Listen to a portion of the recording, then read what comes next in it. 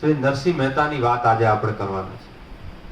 અને જ્યારે આ વાત કરવાના છે ત્યારે મને આનંદ એ વાતનો પણ થાય છે. હું આજે બપોરે ચિંતન કરતો હતો તો મને થયું, મેં કીધું કે આ પુસ્તક પરિચયની શૃંખલા કંઈક વિશિષ્ટ જ શરૂ થઈ છે. કારણ કે તમે જુઓ કે કાલિદાસથી શરૂ થઈ, આમાં ગિરનાર પણ આવી ગયો, આમાં કૃષ્ણ પણ આવી ગયા, અને આની અંદર જેવી રીતે હમણાં જ સાહેબે વાત કરી ઇન્ટરવ્યુ દેતી વખતે સાધનાની અને ધ્યાનની, તો જે 7 ચક્રોની વાત છે આપણા મનુષ્યના જીવનની અંદર, 7 ચક્રોની જે વાત છે એ ચક્ર સંહિતાની વાત પણ આ પુસ્તક પરિચયની અંદર આવી ગઈ છે. અને આજે આપણે વાત કરવા જઈ રહ્યા છીએ નરસિંહ મહેતા ઉપર. કાર્યક્રમની શરૂઆત આપણે પ્રાર્થનાની કરશું. ગ્રંથિ મનની દૂર કરે સૌ બંધન,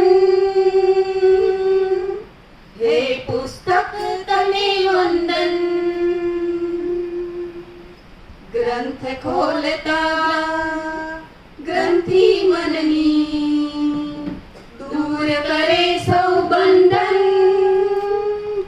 હે પુસ્તક તને વંદન, હે પુસ્તક તને વંદન, હે પુસ્તક તને વંદન. વિદ્યાદાયિની માં સરસ્વતી તું પ્રસાદ, વાદ વિવાદને અંતે રચતું તુજ અજબ સંવાદ. વિદ્યાદાયિની માં સરસ્વતી કેરો તું પ્રસાદ, વાદ વિવાદને અંતે રચતું તુજ અજબ સંવાદ. સમાન સૌ તારી નજરોમાં, સમાન સૌ તારી નજરોમાં, ધનિક હોય કે નિર્ધન, હે પુસ્તક તને વંદન, હે પુસ્તક તને વંદન. પુસ્તક એવું પુષ્પ છે જેના કદીએ કરમાતું, પીડા થતા પર્ણ છતાંય સદાય એ પમરાતું. ઉત્તમ પુસ્તક વાંચતા આખું, ઉત્તમ પુસ્તક વાંચતા આખું મેઘી ઉઠે જીવન, હે પુસ્તક તને વંદન, હે પુસ્તક તને વંદન. નમસ્કાર. મુક્તધારા ફાઉન્ડેશન દ્વારા સંચાલિત વાચન વલોણું સંસ્થા દ્વારા કેટલાક પ્રકલ્પો ચાલી રહ્યા છે, એ આપ સૌ જાણો છો.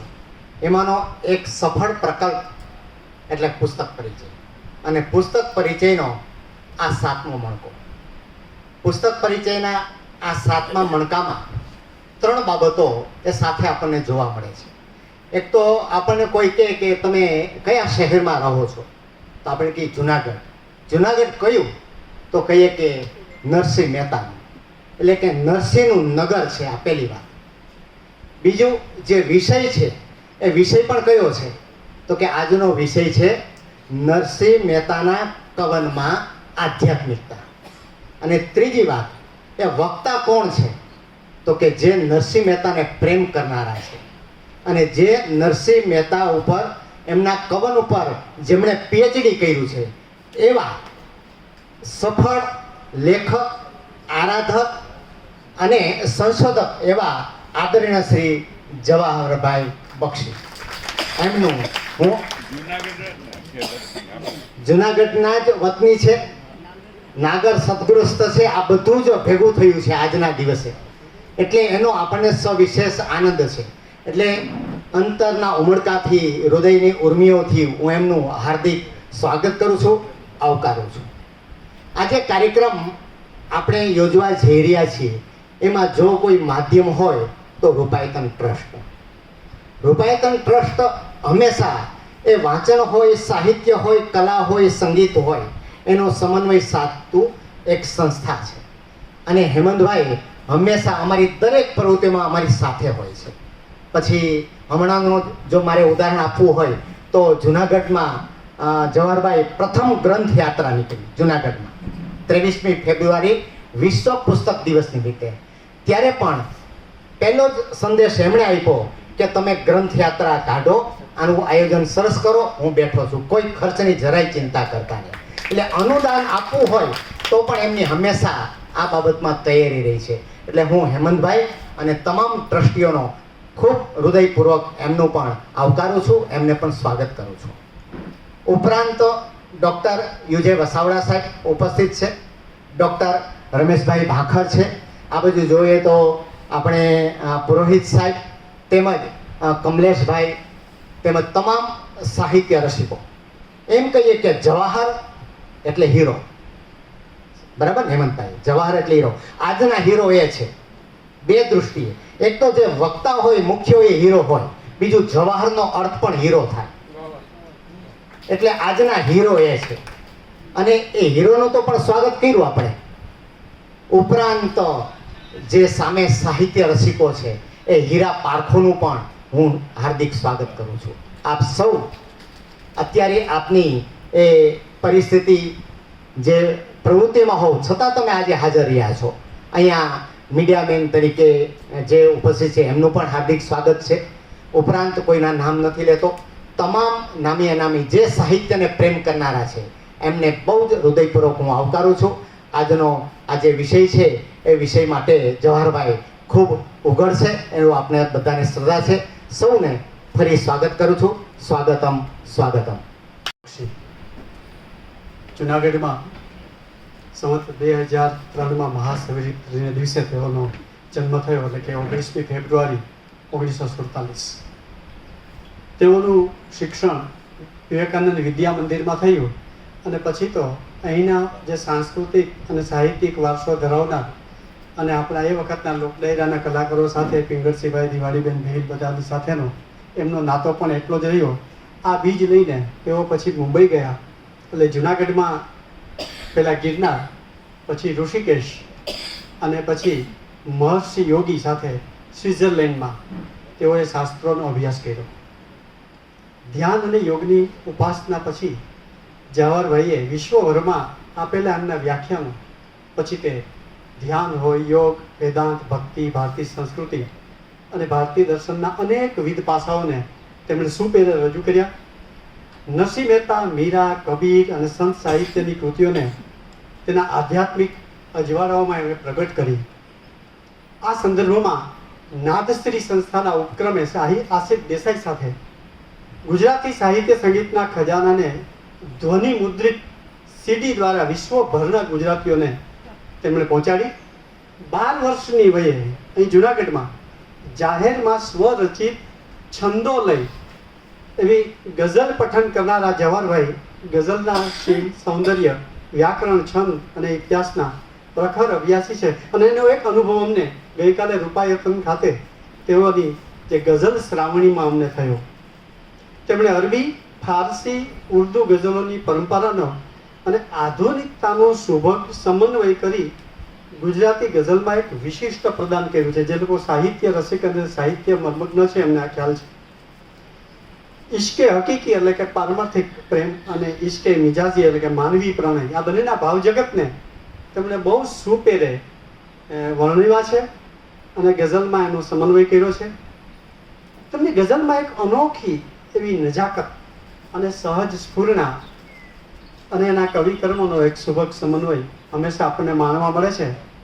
ગઝલના સ્વરૂપની સરહદો વિસ્તારવામાં એમણે તળપદી એવી કાવ્યના પ્રકારોને પણ પ્રયોજી અને એક નવો ચીલો ગુજરાતી સાહિત્યમાં પાડ્યો છે. ગઝલ રસિકોને, એના જાણકારોને આ સુપેરે જ્ઞાત છે. અનેકવિધ પ્રયોગોની ગઝલોની રજૂઆત એ જવાહરભાઈની હથરોટી અને વિશિષ્ટતા છે. તેઓના 2 કાવ્ય સંગ્રહ, તારાપણાના શહેરમાં અને પરપોટાના કિલ્લા, અને 2 બોલતા પુસ્તકો એટલે કે જેના ઉપર એમની ધ્વનિ મુદ્રિત સીડી તૈયાર થઈ છે. એ છે ગઝલ ઉપનિષદ અને ગઝલ ઉત્સવ.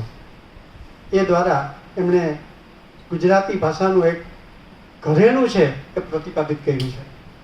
જવાહરભાઈની ગઝલોની એક સંગીતમય પ્રસ્તુતિ પણ થઈ છે. તારો વિયોગ HMV દ્વારા, સરેગમ દ્વારા, તારા શહેરમાં મ્યુઝિક ઇન્ડિયા યુનિવર્સલ દ્વારા અને ગઝલ રૂહાની ટાઈમ્સ મ્યુઝિક દ્વારા એ આપણને પ્રાપ્ય થયા છે. જવાહરભાઈને કેટલા બધા પુરસ્કારો એમના સાહિત્ય રસિકો અને ગઝલના પ્રેમીઓ આપ્યા જ છે, પરંતુ ગુજરાતી સાહિત્ય પરિષદ, ગુજરાત સાહિત્ય અકાદમી અને એમના દ્વારા અપાયેલ નર્મદ સુવર્ણચંદ્રક એ ઉલ્લેખનીય છે. આઈએનટી દ્વારા કલાપી પુરસ્કારને પણ તેઓએ પ્રાપ્ત કરેલ છે. મહારાષ્ટ્ર રાજ્ય ગુજરાતી સાહિત્ય અકાદમીનો સાહિત્ય માટેનો પુરસ્કાર એટલે કે જીવન ગૌરવ પુરસ્કારથી પણ તેઓ વિભૂષિત થયેલા છે. કવિશ્વર દલપતરામ એવોર્ડ 2019થી પણ તેઓ વિભૂષિત થયેલા છે. 25 વર્ષના લાગલગાટ સંશોધન અને આટલા દાયકાઓની આધ્યાત્મિક સાધનાના પ્રકાશમાં એમણે નરસિંહ મહેતાની કવિતાઓને જે 600 વર્ષમાં જેનું રહસ્ય ઉદ્ઘાટિત ન થઈ શક્યું હોય એવું એક આધ્યાત્મિક તત્વની ખોજ અને એનું પ્રતિબિંબ તેમણે એમની રચનાઓમાં કરી અને એક ગૂઢ રહસ્યોને ઉજાગર કર્યા છે. આ માત્ર સાહિત્યિક રચનાની દ્રષ્ટિએ તો શ્રેષ્ઠત્વ નથી, પણ એક આધ્યાત્મિક ઉન્નતિ એટલે કે એના શિખર ઉપર લઈ જાય એ પ્રકારનું એક મહાન કાર્ય છે. જવાહર બક્ષી એક વિશિષ્ટ નામ છે અને એ નામ એમણે તેઓના સંશોધન દ્વારા 25 વર્ષની મહેનત પછી તેમણે જે રીતે નરસિંહના કાવ્યોને ઉજાગર કર્યા છે તેમાં દેખાઈ આવે છે. નરસિંહ મહેતાના કવિતાના શબ્દોમાંથી સાંગોપાંગ અર્થને અવતરિત કરી તેની પ્રસ્તુતિ તેઓએ કરી છે. આવા શ્રી જવાહરભાઈને એક એમની જે એક રચનાના શબ્દોથી કહું તો એવો તે કંઈ ઘાટ જીવનને દીધો જી કે પરપોટામાં કેદ પવનને કીધો જી. આટલી ગૂઢ વાતોને એટલે કેવી રીતે રજૂ કરી અને એમાંથી શું શું સ્ફૂટ થાય છે એક પછી જેમ આ કોબીજના પર્ણો અનાવૃત કરતા જઈએ અને અંદરનું હાર્દ અને સત્વ અને તત્વને પામતા જઈએ એની એક આછેરી ઝલક ગઈકાલે રૂપાયતન ખાતે આવી હતી. જવાહરભાઈ એક એવું નામ છે કે જે શબ્દ લઈ અને સંગીતના માધ્યમથી આધ્યાત્મિકતાનું એક ભાવ આવરણ રચી શકે છે. આપણે સદભાગી છીએ કે તેઓ આજે આપણી સાથે છે અને આવા નરસિંહ મહેતાના કવિતાના અર્થોને અવતરિત કરી તેને સાંગોપાંગ આપણી પાસે રજૂ કરી અને એની પ્રસ્તુતિ દ્વારા આપણને પ્રેરિત કરવા માટે તેઓ આજે આપણી વચ્ચે ઉપસ્થિત છે. એવા જવાહરભાઈને નરસિંહની કવિતાઓના વિષયની પ્રસ્તુતિ કરવા માટે આપણા બધા વતી સાદર નિમંત્રિત કરું છું. જવાહરભાઈ. સર્વ પુસ્તક પ્રેમીઓને મારા વંદન અને મુક્તધારા ફાઉન્ડેશન અને રૂપાયતનનો આભાર સાથે હું મારું વક્તવ્ય શરૂ કરું. પુસ્તક તો મેં ઓલરેડી બતાવી દીધું છે. મૂળ વાત એનો આપણે જે અંત છે હું પહેલા કહી દઉં છું. નરસિંહ મહેતા એક એવા વ્યક્તિ હતા કે જે આપણે એને સંત તરીકે ગણીએ છીએ. એ સંતની વ્યાખ્યા દરેક જગ્યાએ જુદી હોય છે, પણ નરસિંહનો વિશેષ એ છે કે એ વેદાંતી જ્ઞાની હતા, એ યોગી હતા, અવધૂત હતા, ભક્ત હતા અને બહુ નિપુણ કવિ હતા. એના પદો, એનું કાર્ય છે એ અભૂતપૂર્વ છે અને અદ્ભુત છે. અભૂતપૂર્વ એટલા માટે કે આ બધું મેં પુસ્તકમાં લખેલું છે, હું એનો સાર કહી દઉં છું. આપણે એમની કવિતાનો આસ્વાદ માણીએ પહેલા કે એમની પહેલા રાસા અને ફાગુ યુગ હતો, એમાં આ જાતની પદરચના ક્યાંય મળતી નથી. એક મને આમાં લખવા દેવામાં નથી આવ્યું, પણ મેં ઇનડાયરેક્ટલી એમાં લખ્યું છે કે આપણા વિદ્વાનો એ ભાષાના મોટા વિદ્વાનો છે જ, પણ મારી દ્રષ્ટિએ એ ખોટા ટ્રેક ઉપર છે. જૈન ભંડારોના પુસ્તકમાંથી ગુજરાતી ભાષાનું પગેરું કાઢવું એ માત્ર એક રસ્તો છે, પરંતુ એ ઝીણાણમ તીણાણમ ભાષા સાથે નરસિંહની ભાષાને કોઈ સીધો સંબંધ છે નહીં. એક સીધી મારી દલીલ છે કે 1478માં નરસિંહનું મૃત્યુ થાય છે, પછી 134 વર્ષે 1612માં એની પહેલી મેન્યુસ્ક્રિપ્ટ મળે છે. જેમાં આજની જે બોલાતી ભાષા છે એને ઘણું એનું જીહાની બદલે જ્યાં એવું રૂપાંતર જેસલપરાને લોકોએ કર્યું છે. પણ એ સિવાય ચિત્ત ચૈતન્ય વિલાસ તદ્રુપ છે, બ્રહ્મ લટકા કરે બ્રહ્મ પાસે, એ બધી જે ભાષા છે અથવા તેના શૃંગારની પદોની ભાષા છે. નાચતા નાચતા નૈણ નહીં ના મળ્યા મત ભર્યા નાથને બાદ ભરતા, આ એમને 1612 મેન્યુસ્ક્રિપ્ટમાં આપણને મળે છે. હવે એ ભાષા જૈન ભંડારોમાં તો 18મી સદી સુધી આવી નહોતી. એટલે there is something wrong in our conclusion about the beginning of the Gujarati language. આ મારું પહેલું પોઈન્ટ છે. મારા ગાઈડે મને કહેલું કે આ તમારો વિષય નથી, તમે linguistic is not your subject, એટલે તમે ભાષાની ગળમથલમાં પડતા નહીં. પણ મેં નરસિંહની ભાષા, પહેલાની ભાષા, નરસિંહ પહેલાના સાહિત્ય, એની પહેલાનું સાહિત્યનું આખું એક અલગ અલગ પ્રકરણ લખ્યું. અને ભાષા શું છે, ભાષા કેવી રીતે બોલાય છે, કેવી રીતે વિકસે છે, એનો મેં આખો ગ્રાફ આપેલો છે. જે નરસિંહના મૂળ કાર્યને લગતો નથી, પણ હું જ્યારે 13-14 વર્ષ યુરોપમાં હતો ત્યારે મારા શોખ માટે હું હાર્વર્ડ ને ઓક્સફર્ડ ને બધાની થીસીસ ને બધું વાંચતો. તે એક જાતની રીચ જે આજુબાજુના આખા પરિસરને લઈ અને જે આપણે આ વચ્ચે રાખી શકીએ અહીંયા. હા, કેમ કે આ આખું મોટા ભાગનું એટલે કે જે નરસિંહના અહીંયા તો એની જન્મતિથિ ને બધું મનાય છે, પણ નરસિંહની મેન્યુસ્ક્રિપ્ટમાં જે રથ સપ્તમી માગશર સુદ 7 1572 એટલે 1512માં સંવત એને 56 વર્ષ બાદ કરો તો 60 કાઢો તો 1452 રહે ને એમાં 1456-57માં એ દિવાળી પહેલા કે દિવાળી પછીનો પ્રસંગ છે, એની ઉપર 55-56-57 વર્ષનો પહેલો રહે છે. તો કે એની પૂર્વ સીમા અને ઉત્તર સીમાની જે આમાં ચર્ચા કરી છે, એક વાત નક્કી છે કે વલ્લભાચાર્ય સાહેબનો એમાં કોઈ એની ઉપર પ્રભાવ નથી, એટલે એની પહેલા એ થઈ ગયેલા.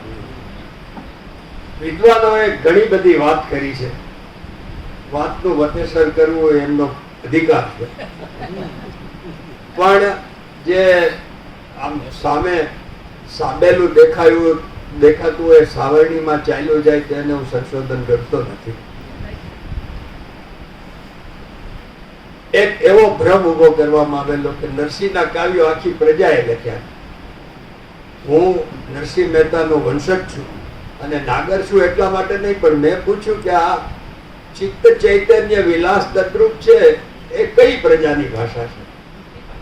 સુતારની ભાષા છે, લુહારો આવું બોલતા, સુતારો આવું બોલતા, જે સફાઈ કર્મચારીઓ એ નહીં સાંભળ્યું. સફાઈ કર્મચારીઓ આ ભાષા બોલતા. આ ભાષા જે છે એ સંસ્કૃતાઇઝ છે. મારી એક બીજી દલીલ એ છે કે ગુજરાતી ભાષાનો સંપુટ, જે આ બધું મેં એમાં લખ્યું છે જ કહું છું, એ હેમચંદ્રાચાર્યના સમયમાં ભાઈ તમે વાત નહીં કરતા, નો પણ ટોક, મારી આખી થ્રેડ તૂટી જશે. સંસ્કૃતમાંથી પ્રાકૃતનો મોટો ઇતિહાસ છે. તમને 1 મિનિટમાં કહું તો 5000 પહેલા માતા ગૃહે અસ્તિ, બુદ્ધના સમયમાં 2500 પહેલા માતા ઘરે આછી, મા ઘરે આછી, અને આપણે મા ઘેર છે. આ 5000 વર્ષમાં ભાષામાં આટલો ફરક પડે. અમુક શબ્દો જેમ કે ઉપાધ્યાય છે, એનું જૈન નવકાર મંત્રમાં નમો ઉવજ્જાયણમ, અહીંયા કોઈ જૈન છે? નમો ઉવજ્જાયણમ, એ ઉવજ્જામાંથી ઓજા થયું ને ઓજામાંથી જા થયું, એટલે ભાગ્યેશ જા છે. ભાગ્યેશ એક જમાનામાં ઉપાધ્યાય હતા. તો આ રીતે ભાષાના પરિવર્તન થાય છે. પણ જે ગુજરાતી ભાષાનો સંપુટ છે 3 અપભ્રંશ, એટલે 11મી સદીની આસપાસ વિદ્વાનો 27 અપભ્રંશો નોંધે છે. એમાંથી મરાઠી, બંગાળી, કચ્છી એ બધા ક્યાં ક્યાંથી આવ્યા એનો સરસ મેપ છે. પણ આપણે ત્યાં ગૌજર અપભ્રંશ, નાગર અપભ્રંશ અને લાટ અપભ્રંશ. અને નાગર અપભ્રંશ સૌથી સંસ્કૃતાઇઝ હતો. નાગરી લિપિ હતી, નાગરી આખો નાગર અપભ્રંશ હતો અને નરસિંહ નાગર હતો. અને સૌથી જો સંસ્કૃતાઇઝ હોય તો ચિત્ત ચૈતન્ય વિલાસ તદ્રુપ છે બ્રહ્મ લટકા કરે બ્રહ્મ પાસે, અથવા તો જાગીને જોઉં તો જગત દિશે નહીં, એ બધા કે અખિલ બ્રહ્માંડમાં એક તું શ્રી હરિ, આ બધા ભાષા નરસિંહના છે એવું માનવાને, અને મેન્યુસ્ક્રિપ્ટમાં હોય તો એને ન માનવાને કારણ શું છે? એટલે મેં એમ કહ્યું કે એ બધી ધમાલ છોડી અને જે આપણી સામે છે. બીજી એક મેં કહી કે આ બહેનોને ખબર છે કે આમાં ટર્સર સિલ્ક કયું છે ને પેલું કોટન કયું છે ને સિન્થેટિક કયું છે. તો એવી રીતે નરસિંહના કાવ્યોમાં પણ તમને એક દાખલો આપો. એનો જે ઝૂલણા છે જયદેવના ગીત ગોવિંદમાંથી આવ્યો છે એવું મેં સિદ્ધ કર્યું છે. જાગને જાદવા કૃષ્ણ ગોવાળિયા તુજ વિના ધેનમાં કોણ જાશે, જાગીને જોઉં તો જગત દિશે નહીં, ઊંઘમાં અટકટા ભોગ ભાસે. એક ભક્તિનો પદ છે, એક જ્ઞાનનો પદ છે, અનુભવનો પદ છે. જ્ઞાનનો નિરખ લે ગગનમાં કોણ ઘૂમી રહ્યો, તેજ હું શબ્દ બોલે. એના શૃંગારના પદો છે. નાચતા નાચતા નૈણ નૈણા મળ્યા પદ કર્યા નાથ નાથ. એક આપણે પદ લેશું. આમાં બે વસ્તુ છે. એક સરખો લયનો પ્રવાહ ચાલે. મારી એક ગઝલ છે, તારા પણાના શહેરમાં જો તું મને શોધ્યા કરે તો હું તને ક્યાંથી મળું. હવે શહેરની બદલે તમે નગર કરો તો લગા તો એનો જ રહેવાનો છે, 3 માત્રા બંનેમાં છે. પણ તારા પણાના નગર બોલતા તમારી જીભ ખેંચાય. નરસિંહના કોઈ પદમાં જીભ ખેંચાતી નથી. એક જ કવિના બધા કાર્યો. પહેલી વાત. બીજું, જાગીને જોઉં તો જગત, કેટલા જેવા આવ્યા? જે ગમે જગત ગુરુ દેવ જગદીશ ને કેટલા હતા? નાચતા નાચતા નયણ નયણા મળ્યા. આ જે એની રવાનુકારી ભાષા છે, તમે એને વર્ણાનુપ્રાસ અલંકાર કે જે કહો, એ થ્રુઆઉટ બધા પદોમાં છે. તો પછી આ એક જ કવિના છે. અને આ બધી પંચાયત મૂકીને સ્વીકારવામાં હું વિદ્વાનોને વિનંતી કરું છું કે નરસિંહના સમજીને આગળ ચાલો. હવે જે નરસિંહનો ઇતિહાસ છે એ આપણે 2-4 મિનિટમાં લઈને પદોમાં આવશું. તો 1304 પાટણનું પતન થાય છે અને 1304 અલાઉદ્દીન ખિલજી મલિક કાફુરને નિમે છે અને મલિક કાફુરનું મૃત્યુ થાય છે. એટલે એનું ખૂન થાય છે. એટલી બધી અફડાતફડી થાય છે. અને એ વખતે આપણે જેને આજે આઈએએસ સર્વિસ કહીએ છીએ, એ દિવાનો મંત્રીઓ એ મોટે ભાગે નાગર કોમ્યુનિટીના. મારા દાદીને લખતા વાંચતા આવડતું. તો એ લગભગ 98-99% જેટલી લિટરસી રેટ વાળી કોમ્યુનિટી. નેચરલી એ જ લોકો ડોક્યુમેન્ટ્સ ને બધું વાંચે લખે, એ સ્વાભાવિક હતું. તો એમાં બ્રાહ્મણો બી ખરા, અમુક બીજી કોમ્યુનિટી બી કરી. એવું નથી કે નાગરનો એકમાત્ર અધિકાર હતો. પણ એ વખતે એ કુળના વડા ભાણજી પંડ્યા, એવો ઇતિહાસ નોંધે છે કે ભાણજી પંડ્યા નાતના વડીલોને બોલાવે છે. એટલે એક બહુ મોટી વસ્તુ છે જે આપણે આજે યુવાનોએ પણ સમજવાની જરૂર છે. એ કહે છે કે જે જીવન શૈલી ને જે સંસ્કારથી આપણે જીવીએ છીએ એ હવે અહીંયા શક્ય નથી. અને એ સૌરાષ્ટ્ર તરફ આપણને અભિમાન થવું જોઈએ કે આપણી તરફ આવ્યા. તો 68 કુળો ઇતિહાસ નોંધે છે કે સૌરાષ્ટ્ર ભણી પ્રયાણ કરે છે, દેખતો નોકરી ધંધા છોડી. અને કોઈ જામનગર, કોઈ જુનાગઢ, કોઈ ભાવનગર, કોઈ ઉના. કુંવરબાઈનું મામેરુંનું પ્રસંગ ઉનામાં બનેલો છે. તો એમાં એક ગદાધર પંડ્યા તુળજાપુર, એટલે કે આજનું તળાજા, મોરારી બાપુના આશ્રમ પાસે, ત્યાં આવે છે. ત્યાં નાગાર્જુન ઠેવ રાજા હોય છે. અને ખુશ થાય છે કે આ ભણેલ ગણેલ માણસ આવ્યા અમારે ત્યાં. એને એક સુપરવાઇઝરી પોસ્ટ આપે છે, મહત ઉપરથી મહત્તર, એટલે વધારે ઇમ્પોર્ટન્ટ. એ મહત્તર ઉપરથી આ બધા મહેતા આવ્યા છે. જે એકાઉન્ટના મહત્તર હતા એ બધા એકાઉન્ટના મહેતા થયા, જે શિક્ષણના મહત્તર હતા એ બધા શિક્ષણના મહેતા થયા. એવી રીતે અને એ ગદાધર પંડ્યાના પુત્ર પુરુષોત્તમ દાસ, એના પુત્ર કૃષ્ણદાસ અને એનો પુત્ર નરસિંહ, એ ગદાધર પંડ્યાની 20મી પેઢી હું આપની સમક્ષ છું. 7 પેઢી પહેલામાં શંભુભાઈએ મને આખું મારું વંશવૃક્ષ આપેલું. અહીંયા આપણા સૌરાષ્ટ્રના એક બહુ મોટા, એટલે એ જમાનામાં તો સૌથી મોટા હયાત સાહિત્યકાર હતા. એમની સાથે હું 3 કલાક બેઠો હતો, લલિતકાંત બક્ષીની સાથે. તો એણે મને હાથમાં પુસ્તક આપ્યું અને કાંદા સ્થાપીદાસ મહેતા કરીને મારા જે 7 પેઢી પહેલા પૂર્વજ હતા, એ ફારસીના મોટા વિદ્વાન હતા અને રિટાયર થયા ત્યારે ત્યારના નવાબે એમને બક્ષીનું ટાઇટલ અને વંથલી દરવાજાની બહાર વાડા સીમડી ગામ, જે મેં હજી જોયું નથી. હું સિદ્ધાંત કોલેજમાં 1964માં ભણવા ગયો ત્યારે 16 રૂપિયા અમને ગ્રાસના આવતા હતા. એ વખતે 4 આને કિલો શ્રીખંડ હતું, એટલે 64 કિલો શ્રીખંડ આવી શકતું. તો એની પણ એ નરસિંહનો જે પરિવાર છે, નરસિંહના અનેક જાતના પદો છે. એમાં આત્મચરિત્રના પદો વિશે એના સમય, એના પરિવાર, એના જે 4 મેઇન પ્રસંગો છે, કુંવરબાઈનું મામેરું, શામળદાસનો વિવાહ, હુંડી અને હાર, જે રાજા એને જેલમાં પૂરે છે અને એમાંથી બહાર આવે છે, એ 4 પ્રસંગો છે. એ ઉપરાંત એક જારીનો પ્રસંગ છે.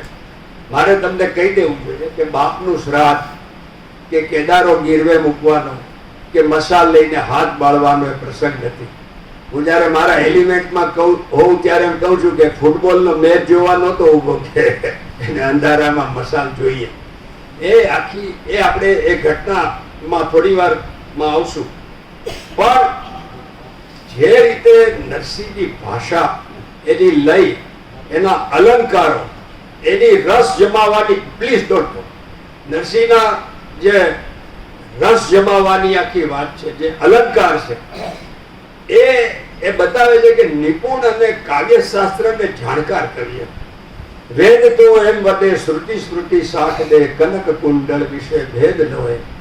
જે ઓથોરિટીથી કહી શકે કે વેદમાં આમ લખ્યું છે, તેણે વેદ વાંચ્યો હોય તો જ કે ને. નગીનદાસ સંઘવીનો અહીંયા એમણે એક કાર્યક્રમ રાખેલો ને પછી હેમંતે મને બુક મોકલી. તેણે કહ્યું કે એમ કહેવાથી કોઈ વિદ્વાન નથી થતું. પછી મને ભાવંશમાં મળેલા ને મેં કહ્યું સાહેબ તમે બહુ આડેધડ ઠોકાઠોક કરી છે તમારા વક્તવ્યોમાં. મને કે કેમ? મેં કહ્યું મેં મારા પેલામાં સિદ્ધ કર્યું છે કે નરસિંહની લગભગ બધી કવિતાઓ ઉપનિષદ, ભાગવત કે ભગવદ ગીતાને મળતી આવે છે. વૈષ્ણવજન તો તેને રે કહીએ, આમાં એના એક અક્ષર 18 અધ્યાયમાં ક્યાં છે એને ગોતી કાઢ્યું છે. એટલે મેં કીધું કે આ તમારી આખી વાત ખોટી છે. You have made lot of wrong assumptions. અને પછી એને સુધારવા માટે સમર્પણમાં લેખ પણ લખેલો.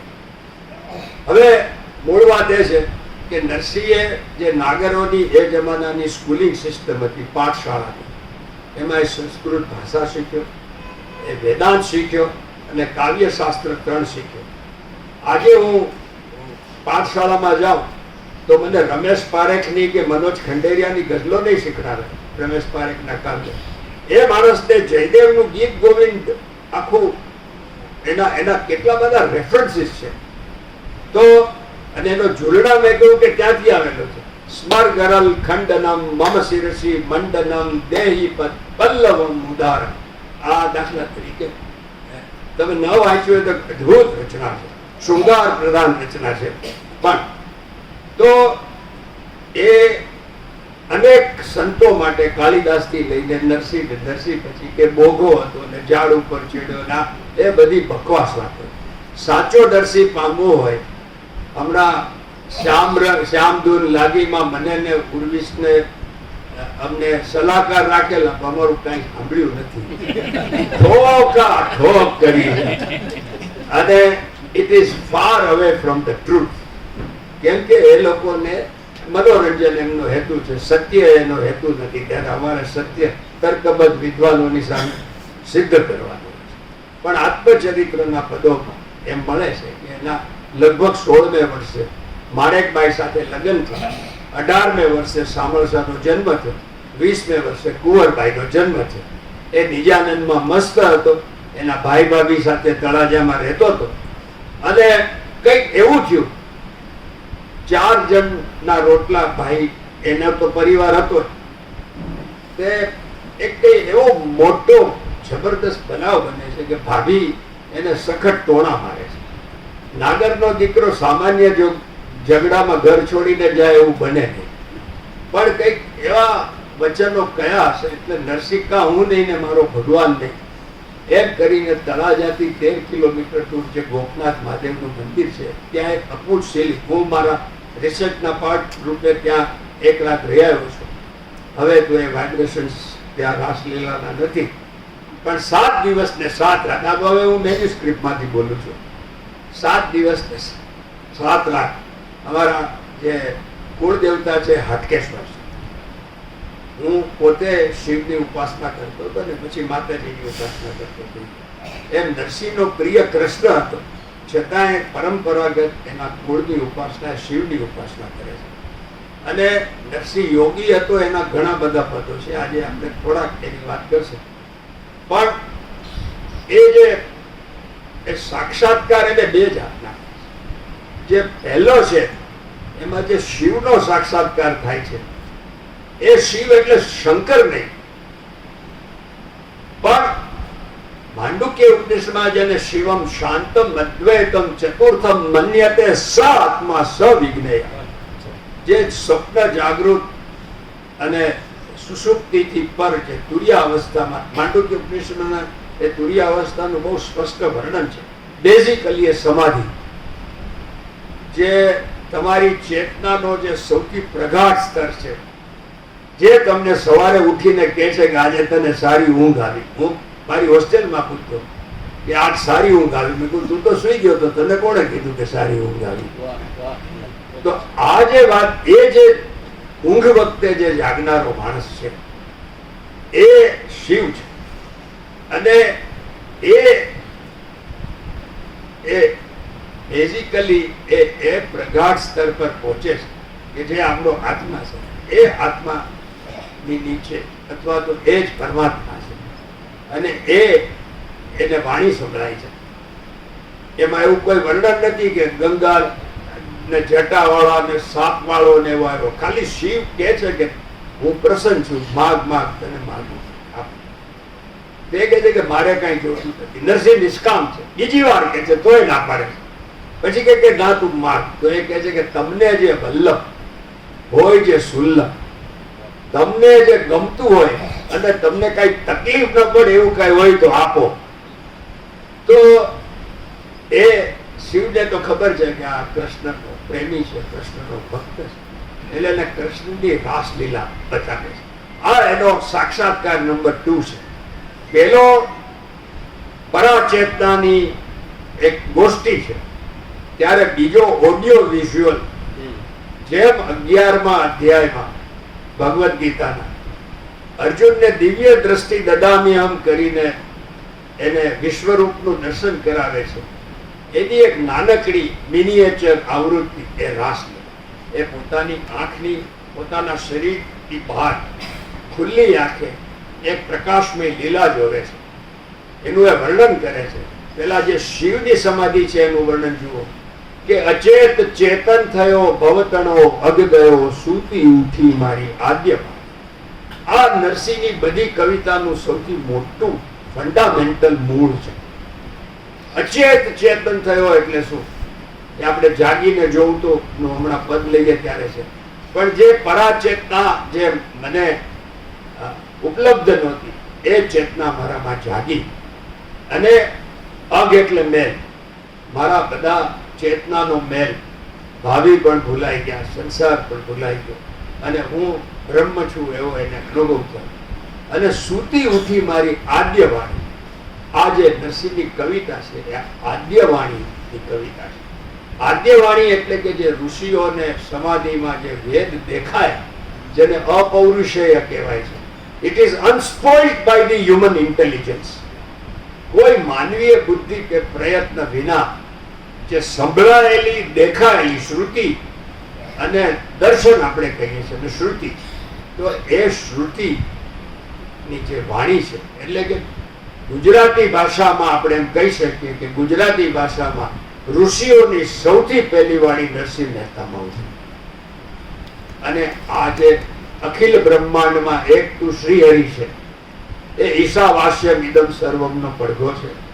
નિરખ ને ગગનમાં કોણ ઘૂમી રહ્યા, એ આખો માંડુક્ય ઉપનિષદનો છે. અને આખો સાર એ જાગીને જોવું તો. હવે જે એનો બીજા પ્રકારનો સાક્ષાત્કાર છે, એ આના કન્ટિન્યુએશનમાં, એના અનુસંધાનમાં થાય છે. એટલે હજી એ સ્ટેજમાં તો છે, પણ એ કહે છે કે દેહ દશા ટળી, માહે રહ્યો ભળી, સખીઓની મધ્ય થયો રે ગાવા. અહીંયા એટલે એક તમને દાખલો આપું. આપણે વિશ્વરૂપ દર્શનની વાત કરતા ભગવદ્ ગીતામાં એના 40 રૂપ 3 શબ્દો છે.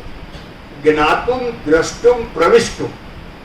પહેલા તમે એ ભગવાનના સ્વરૂપથી એ સભાન થાય છે, પછી એ જોવે છે, આટલા નક્ષત્ર આ તે વગેરે વર્ણન તમને ખબર છે. અને પછી he becomes a part of a character of that entire drama. એટલે દેહ દશા ટળી, માહે રહ્યો ભળી, સખીઓની મધ્ય થયો રે ગાવા, હું પુરુષ મારું પુરુષાર્થ લીધું. he becomes a woman. એટલે ગોપી ભાવે એ ત્યાં પેલો કરે છે. અને દૂતી થઈ માનુનીને મનાવવા. દસનાબેન ઢોળકિયાએ લખ્યું છે કે ભાગવતમાં ક્યાંય દૂતીનું મેન્શન નથી, એટલે આ નરસિંહનું નથી. મેં કહ્યું પણ એ તમે એમ કેમ માનો છો કે ભાગવત જ એનો સોર્સ છે? એ જયદેવને ધાણી ખૂબ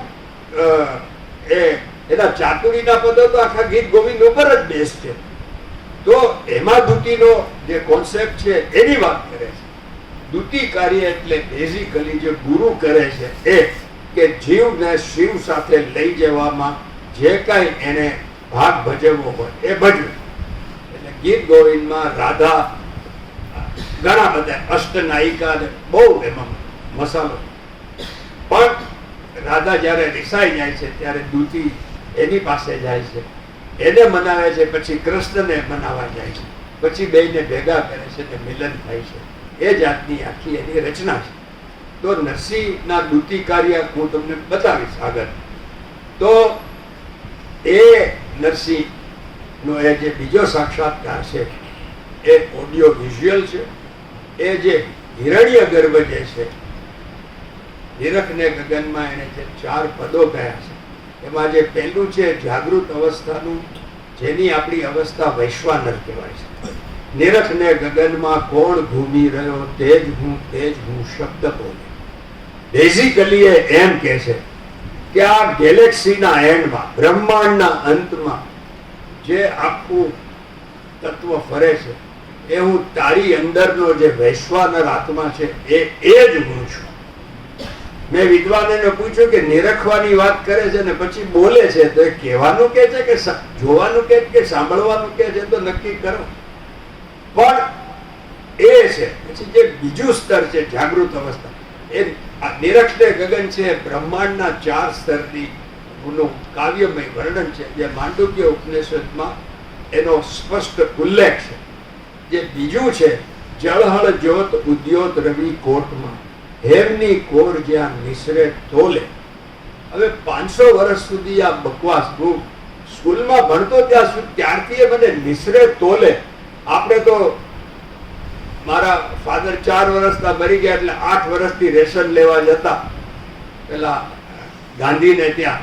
એ તોલતા એ તોલે યાદ આવે. મેં કહ્યું નિસરે ને તોલે, આમાં શું પેલા આખા 1 કિલોના ને 2 કિલોના તોલાઓ નીકળે છે કે શું? How do you interpret this?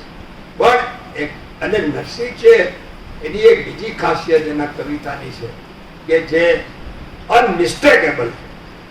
એનો ચુસ્ત પ્રાસ. અમે ગઝલકારો કાફિયાના 25 નિયમો છે, અને એ ક્યાં કાફિયો તૂટે છે એની આખી હું વર્કશોપ મેં દુનિયાભરમાં કરી. નરસિંહ વાસે ને ભાષે માં સ બદલતો નથી, થાશે ને જાશે નો સ્મિંદાવાળો સ બદલતો નથી. તો જે બીજી લાઈન છે, સચ્ચિદાનંદ આનંદ ક્રીડા કરે, સોનાના પારણામાં ઈ ઝૂલે. આજે સુરેશ ગાલાના 4-5 ફોન હતા, પણ અહીંયા તો એમને ત્યાં લાભશંકર પુરોહિત આજથી 22, 23, 25 વર્ષ પહેલા મને મળેલા. એ નરસિંહની વાત કરતા હતા. મોરારી બાપુ એમને સરસ નરસિંહનું કામ સોંપેલું. એમણે નિરખ ને ગગનની વાત કરી. મેં કહું આમાં મને વાંધા છે સાહેબ. નિરખ ને ગગનમાં કોણ ઘૂમી રહ્યો, તેજ હું શબ્દ બોલે, શ્યામના ચરણમાં ઈચ્છું છું મરણ છે. મેં કહું આમાં એવું શું છે? આગળ પાછળનો કોઈ રેફરન્સ ટુ કોન્ટેક્સમાં મરણનો કોઈ પહેલો જ નથી. ચરણમાં, ઈશ્વરના ચરણમાં હોય શું? શરણ હોવું જોઈએ. મરણ હોય કે શરણ હોય? એટલે શ્યામના ચરણમાં ઈચ્છું છું શરણ રહે. કેમ કે અહીંયા કોઈ નથી કૃષ્ણ તો એના સિવાય બીજે ક્યાંય જવા જેવું નથી, એટલે હું એના શરણમાં જાઉં છું. અને પછી આ પંક્તિ આવે કે જળહળ જ્યોત ઉદ્યોત રવિ કોટમાં હેમની કોર નિસરે જે મૂલે, જે મૂળમાંથી આ સોનાની, એટલે જે બીજું જે એનું સ્ટેટ ઓફ કોન્શિયસનેસ છે એ સ્વપ્ન અવસ્થાનું છે, જેને તેજસ પુરુષ કયો છે, અને એનું કોસ્મિક નામ છે હિરણ્યગર્ભ, જે તમને ઊંઘમાં ઓડિયો વિઝ્યુઅલ દ્રશ્યો બતાવે. તમે સૂતા હો અને તમે કોઈ બરાતમાં ધ્યાનમાં ગયા હોય, એના ગીતો વાગે, બેન્ડ વાગે, લોકો નાચતા હોય, એ બધું તમને દેખાય. તમે ઉઠો તો કાંઈ ના દેખાય, બરાબર છે? પણ એ તમે સાંભળ્યું, એ તમે જોયું, એટલો વખત તો એ સત્ય હતું, બરાબર? તો એ કોણ કરે છે? તો જેને આપણે રેપિડ આઈ મૂવમેન્ટ સ્લીપ કહે છે વૈજ્ઞાનિકો, એ સ્વપ્ન અવસ્થામાં આ હિરણ્યગર્ભ, અને એ હિરણ્યગર્ભ જો તમારો સાક્ષાત્કાર થયો હોય તો ખુલ્લી આંખે તમને આ કૃષ્ણની રાસલીલા કે વિશ્વરૂપ દર્શન બતાવે, અથવા તો તમને કૃષ્ણનો સાક્ષાત્કાર, માતાજીનો સાક્ષાત્કાર, જે કંઈ થાય છે, ધ્રુવ પ્રહલાદને જે થયું, હું એમ નથી કહેતો કે કૃષ્ણ સદે હાડકા માંસ સાથે આવે છે કે નથી આવતો, પણ એટલીસ્ટ એનો ચિન્મય સ્વરૂપના દર્શન તમારા શરીરની બહાર ખુલ્લી આંખે થાય છે. અને જ્યારે થાય છે ત્યારે તમારું એક આખી બધી ગ્રંથિઓ તૂટે છે, જે બેને ગાયું, એ ગ્રંથ વિના પણ ગ્રંથિ તૂટે છે, અને એ પરમ તત્વ તમારી સાથે થઈ જાય, જેને આપણે હાજરા હજુર કહીએ છીએ, સાથે થઈ જાય છે. એટલે નરસિંહનું વારી જાઉં રે સુંદર શ્યામ તમારા લટકાને, એમાં એક લટકામાં કહે છે કે લટકે રઘુવર રૂપ ધરીને તાતની આજ્ઞા પાળી રે, લટકે રાવણ રણ માળ્યો ને લટકે સીતા વાળી રે. એક લટકામાં કોઈ યુગ બદલાઈ જાય, લટકે માર્યો કંસ રે. ને છેલ્લે આપણા કામની મોટી વાત કરે છે કે એવા લટકા છે ઘણેરા, લટકા લાખ કરોડ રે, લટકે બોલે નરસિંહનો સ્વામી હિંડે મોડા મોડ. નરસિંહ ને મીરામાં આ તફાવત છે. નરસિંહ ને ભાભીની પ્રતાપે બહુ જલ્દી એને સાક્ષાત્કાર થઈ ગયો, અને મીરાને આખી જિંદગી વિરહ કર્યા પછી છેલ્લે કૃષ્ણ મળે. એટલે નરસિંહના પદોમાં ભારતના કોઈ મોટા કવિ કે સંતની કવિતામાં જે નથી, 95% નરસિંહના પદોમાં આનંદ ઉલ્લાસ ને ઉત્સવની વાત છે. આ નિરખ ને ગગનમાં કહે છે કે અનંતોત્સવમાં પંથ ભૂલ, શ્યામ શોભા ગણી બુદ્ધિ નવ શકે કળી, અનંતોત્સવમાં પંથ ભૂલી. આ અનંત લાઈફની જે ડેફિનેશન આપે છે સાહેબ, જિંદગીમાં કોઈ મોટિવેશનલ સ્પીકર એ આપી નથી. એ નરસિંહ કહે છે કે લાઈફ ઇઝ ઇટર્નલ ફેસ્ટિવલ, અનંતોત્સવ છે, અને every moment is A celebration of the divinity. આજની ઘડી તે દરિયામણી રે મારા વાલાના આવ્યાની ધામણી.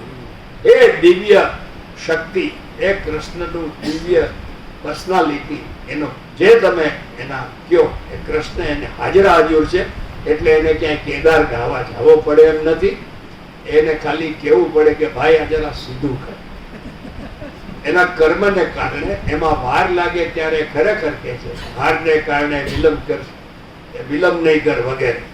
તો આ જે એ છે ત્રીજું જે સ્ટેજ છે એ સુષુપ્તિ અવસ્થાનું છે, જે નિરખ ને ગગનમાં સચ્ચિદાનંદ આનંદ ક્રીડા કરે, સોનાના પારણા માંગી ઝૂલે. મારા ગાઈડે મને કહ્યું કે તમે આ હિરણ્યગર્ભનું બહુ બહુ તમારું ડ્રાસ્ટિક કન્ક્લુઝન છે. તમે તાર્કિક રીતે એને પૂરું નથી કર્યું. મેં કહ્યું કે સાહેબ મેં જોયું છે ને, જયારે જોવું હોય ત્યારે જોઈ શકું છું એટલે હું કહું છું. તો કેમ બાબા વાક્ય પ્રમાણમ ના ચાલે, તમારે સિદ્ધ કરવું પડે. પછી મેં કહ્યું કે જળહળ જ્યોત એ તો હિરણ્યક છે. વેદમાં એક વાક્ય છે, હિરણ્ય ગર્ભે હિરણ્યમય પાત્રેણ સત્ય સમુખ અભિતા. સોનાના પાત્રથી સત્યનું મોં ઢંકાયેલું છે. મેં કહ્યું સત્યમ પરમ ધીમય જે ભાગવતમાં છે એ સત્ય જે છે એ એની ઉપર જે હજી એટોમિક મેનિફેસ્ટેશન નથી થયું, મોલેક્યુલર કન્સ્ટ્રક્શન નથી થયું, પણ વચ્ચેનું જે એનર્જી ફિલ્ડ છે એ હિરણ્ય ગર્ભ છે. અને એનો એક સ્વાદ આપણને સ્વપ્નમાં ઓડિયો વિઝ્યુઅલ ઇલ્યુઝનરી દ્રશ્ય તરીકે મળે છે. અને જે ત્રીજી અવસ્થા છે, ડીપેસ્ટ સ્ટેટ ઓફ સ્લીપ, એને સુષુપ્તિ અવસ્થા કહેવાય છે. અને ત્યારે એ આનંદમય કોષમાં જીવ જાય છે. અને એટલે સચ્ચિદાનંદ આનંદ ક્રીડા કરે સોનાના પારણા. મેં કહું પારણામાં ઝુલાવે ક્યારે? ઊંઘમાં ઝૂલે. એટલે સુષુપ્તિ અવસ્થા આ છે. અને જળહળ જ્યોત ઉદ્યોગ. મેં કહું ઉદ્યોગ નો અર્થ સાહેબ તમે શું કરો? ડિક્શનરીમાં લખ્યું છે કે ઉપર જતો પ્રકાશ. જો હવે તમે આ એને હું જે લાઈન કહું છું કે જે મૂળમાંથી હેમની કોર નિસરે જે મૂળ, જે મૂળમાંથી સોનાના કિરણો ઉપર આવે છે અને હિરણ્ય ગર્ભનો આખો કોટ રચે છે એ જળહળ છે. મને કે હવે તમે સિદ્ધ કર્યું, હવે એટલે અમે પરસેવો આવી રીતે પાડ્યો. તો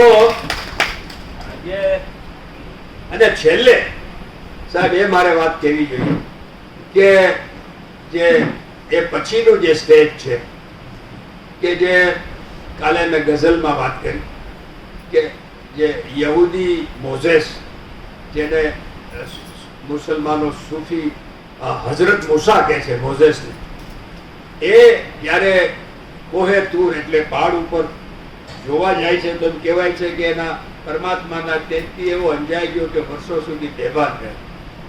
નરસિંહ તો એનો એક વિશ્વ સાહિત્યમાં સ્થાન પામેલી પંક્તિ કહે છે કે બત્તી વીણ તેલ વીણ સૂત્ર વીણ જો વળી અચળ જળકે સદા વિમળ દીવો. આ એક એવો દીવો છે કે જેમાં બાકસની જરૂર નથી, તેલની જરૂર નથી, વાટની જરૂર નથી, અને non flickering, nobody can pollute it, અચળ ઝળકે સદા વિમળ દીવો. એક એક શબ્દ એટલા પ્રિસાઇઝ છે. તો એને જોવો કેવી રીતે? સાહેબ નરસિંહ કહે છે બત્તી વીણ તેલ વીણ સૂત્ર વીણ જો વળી અચળ જળકે સદા વિમળ દીવો. નેત્ર વીણ નિરખવો રૂપ વીણ પરખવો વણ જીવાય રસ સરસ પીવો. આ નરસિંહની ગ્લોરી છે. તો આ નિરખ ને ગગન પર મને સાચું કહું તો મેં મારા ગાઈડને કહ્યું કે કેકા શાસ્ત્રી મારા કરતા 100 ગણા 1000 ગણા વિદ્વાન છે. આમાં કોઈ સાધનાની જરૂર નથી, માત્ર સ્ક્રિપ્ચરલ રેફરન્સીસ છે. એમને માંડુક્ય ઉપનિષદે મોઢે હતું ને નિરખ ને ગગનમાં મેં એમની પાસે ગાયેલું સાંભળેલું છે મુંબઈમાં. તો મેં કીધું કે એમને તરત ખ્યાલ આવી જવો જોઈએ. તો પણ એક પંક્તિ હેમની કોરજા નિસરે તોલે અડધી પંક્તિ એણે આખું માંડુક્ય ઉપનિષદ આમાં દબાવ્યું. એટલે અમારે પાઠ અને પાઠાંતરનો પણ ઘણો બધો ઉપયોગ કરવો પડે. હવે આપણે નરસિંહની કરી આપણે થોડી આત્મચરિત્રનો મેં તમને આ સાક્ષાત્કારનું કહ્યું. નરસિંહના 4 પ્રસંગની વાત કરી. ચમત્કારો વિશે મેં આમાં બહુ ડિટેલમાં લખ્યું છે.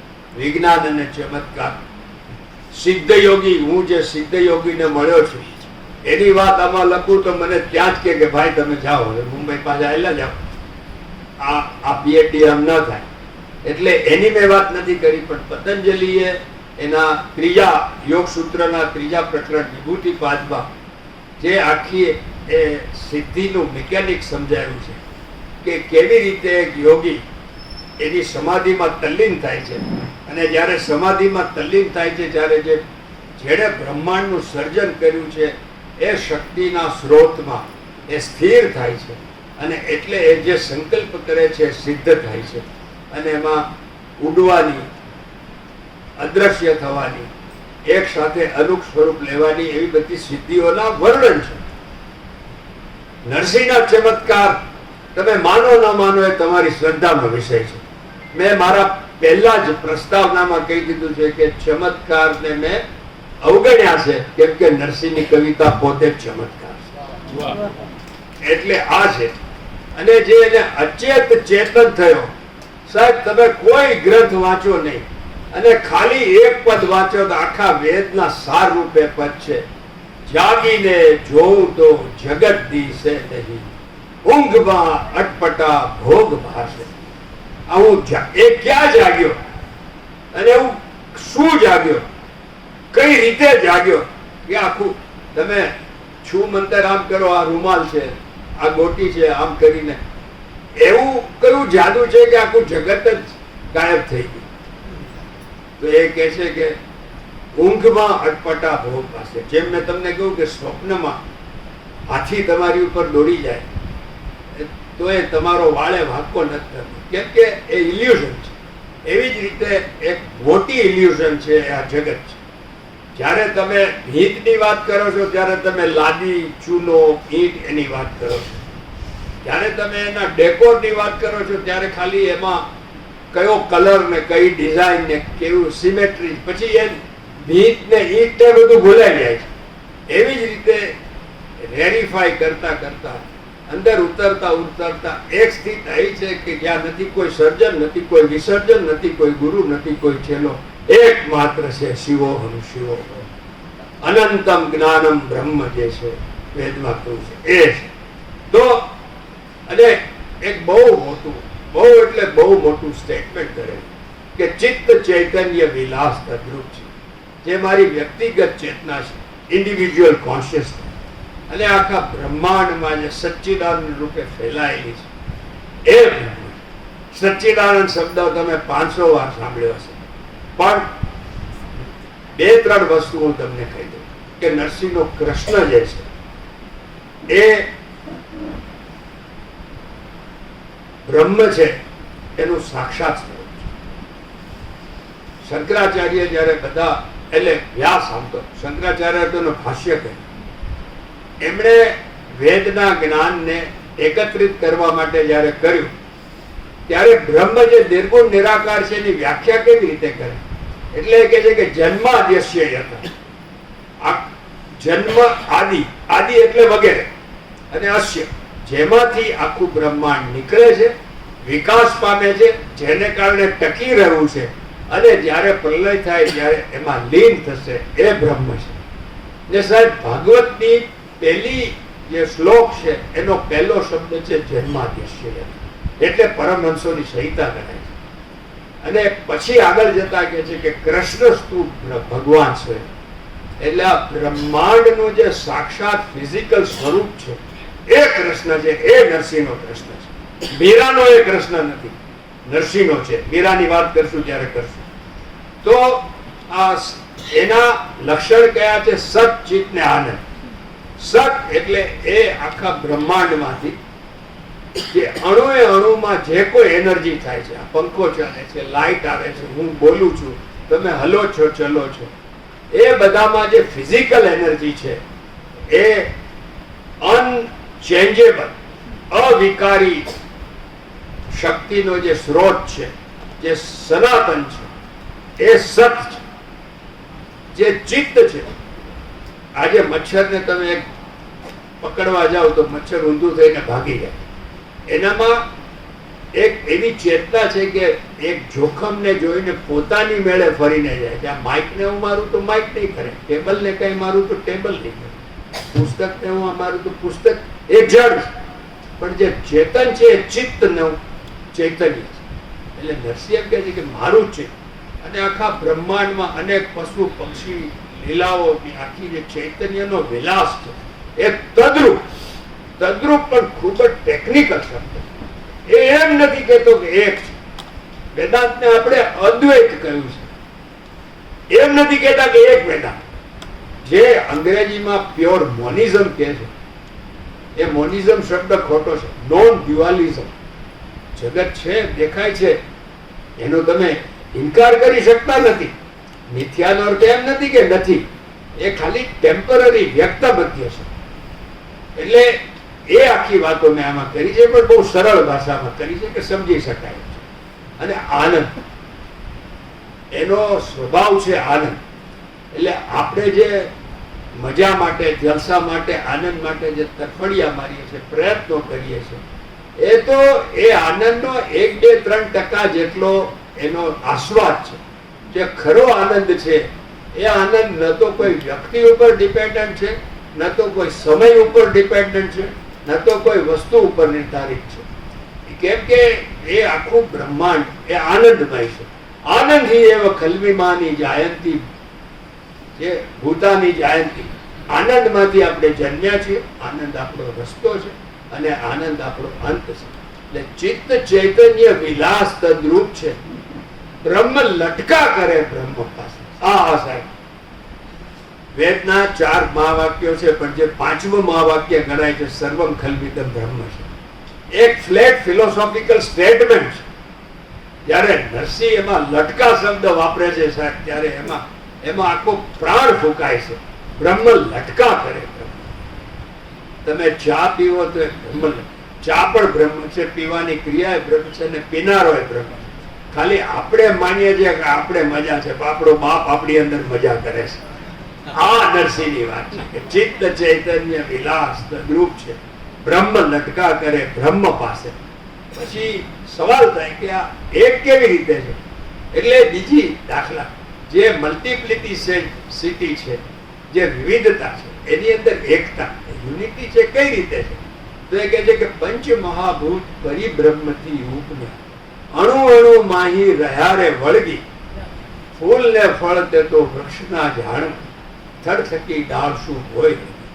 એક ગુલાબના છોડનું બીજ, આપણે નાનો દાખલો લઈએ, એને ખબર છે ક્યાં લીલા થવું, ક્યાં લાલ થવું, ક્યાં સોફ્ટ થવું, ક્યાં હાર્ડ થવું, ક્યાં પાખડી થવું. તમારે એને કેવું નથી પડતું, લે ભાઈ તને 2 પ્યાલા પાણી પાઉં છું, તું જરાક અહીંયા કાંટો થાજે ને અહીંયા પાખડી થાજે. એને એ આખું સ્ટ્રક્ચર છે, એની ડીએનએ માં છે. આપણી ડીએનએ માં આપણે જે કઈ છીએ. તો નરસિંહ એમ કે છે કે બીજના ની અંદર જે અવ્યક્ત રસ છે, એ બીજી કવિતામાં કે છે વૃક્ષમાં બીજ તું, બીજમાં વૃક્ષ તું, જોવું પટંતરો. આ માણસનું જે વિઝન છે, એ પૂરું બ્રહ્મજ્ઞાની જે પામી ગયેલો છે એનું વિઝન છે. હજી તમે કન્વિન્સ નથી થતા કે ભાઈ પાંદડું તો આવું હોય, ડાળી તો આવી હોય, ત્યારે તમારા ગળામાં સોસરવું ઉતરી જાય એવું એ 2 પંક્તિ કહે છે કે વેદ તો એમ બધે શ્રુતિ સ્મૃતિ સાખ દે, કનક કુંડળ વિશે ભેદ નો હે, ઘાટ ઘડ્યા પછી નામ રૂપ જૂજવા, અંતે તો હેમ. This finishes the debate. હું એમ કહેવા માંગુ છું કે સોનાની લકડી છે, એનું તમે કુંડળ કરો, ઇયરિંગ બનાવો, તો એ સોનામાંથી તાંબુ કે રૂપું નથી જતું, સોનું રહે છે. પણ તમે હવે લકડીની જગ્યાએ કુંડળ લ્યો છો, એનું નામ લકડીની બદલે કુંડળ થઈ ગયું, અને ફ્લેટ પીસની જગ્યાએ એનો ગોળ આકાર થઈ ગયો, એટલે નામને રૂપ બે બદલાય. એને ઉગાડીને પાછી બંગડી બનાવો તો તમે એને બંગડી કહેશો, એને ઉગાડીને તમે ચેન્જ કરશો. પણ દરેક સ્થિતિમાં, દરેક સમયે સોનું તો સોનું જ રહેશે. એમ કાગડો થાય, ગાય થાય, વાઘ થાય, ગધેડો થાય, માણસ થાય, જે થાય, પણ બ્રહ્મ તો બ્રહ્મ છે. અને છેલ્લે આ બધું બખડ જંતર શું કામ થાય એનો એ ખુલાસો કરી દે કે તમારે ક્યાંય જવું ના પડે. એમ કે છે કે શિવ ને જીવ તે તો આપ ઈચ્છાએ થયા, રચી પર 14 લોકથી. આ પણ જે વેદિક બ્રહ્માંડ ને ક્રિએશન નું એક બહુ મોટું વાક્ય છે. એકોહમ બહુશ્ય, I the one become the many. તમે એક બાટલીમાં મધ છે, એની બદલે તમે એને 64 ખાનામાં મત રાખો તો 64 ખાનામાં મત છે. એ અખિલ બ્રહ્માંડમાં કહે છે કે વિવિધ રચના કરી અનેક રસ લેવાને શિવ થકી જીવ થયો એ જ રસ. Because he is flip. એક અમસ્તા આપણે નવરા બેઠા હોઈએ, માનો કે હું વનરાજભાઈને ત્યાં મારું પુસ્તક કરવા ગયો તો એનો માણસ કહે છે કે ભાઈ બાય ધ વે હું કહી દઉં કે આ પુસ્તક સૌથી પહેલું વનરાજભાઈએ છાપેલું, please give you my credit. ખૂબ મહેનત કરીને છાપેલું અને બહુ સુંદર. તો એ કે બેસો ને સાહેબ, ચા બા મગાવો, હમણાં 5-10 મિનિટમાં આવશે. હવે એના પેલા ટેબલ ઉપર ક્લિપ પડી છે, તો ઘડીકમાં આમ કરીશ, ઘડીકમાં આમ કરીશ, ઘડીકમાં કંઈક કરીશ. તો એક આપણે નવરા બેઠેલા 10 વસ્તુ બેઠા બેઠા કરીએ તો આ તો બ્રહ્માંડના અણુમાં જે સર્જાયેલો છે, જે એમાં પ્રવેશેલો છે, જે વશિષ્ઠ કે જે તત્સૃષ્ટવા તદાદુ પ્રાવિશત પંચ મહાભૂત પરિબ્રહ્મતી ઉપન્યા અણુમાં હી રહ્યા રે વળગી.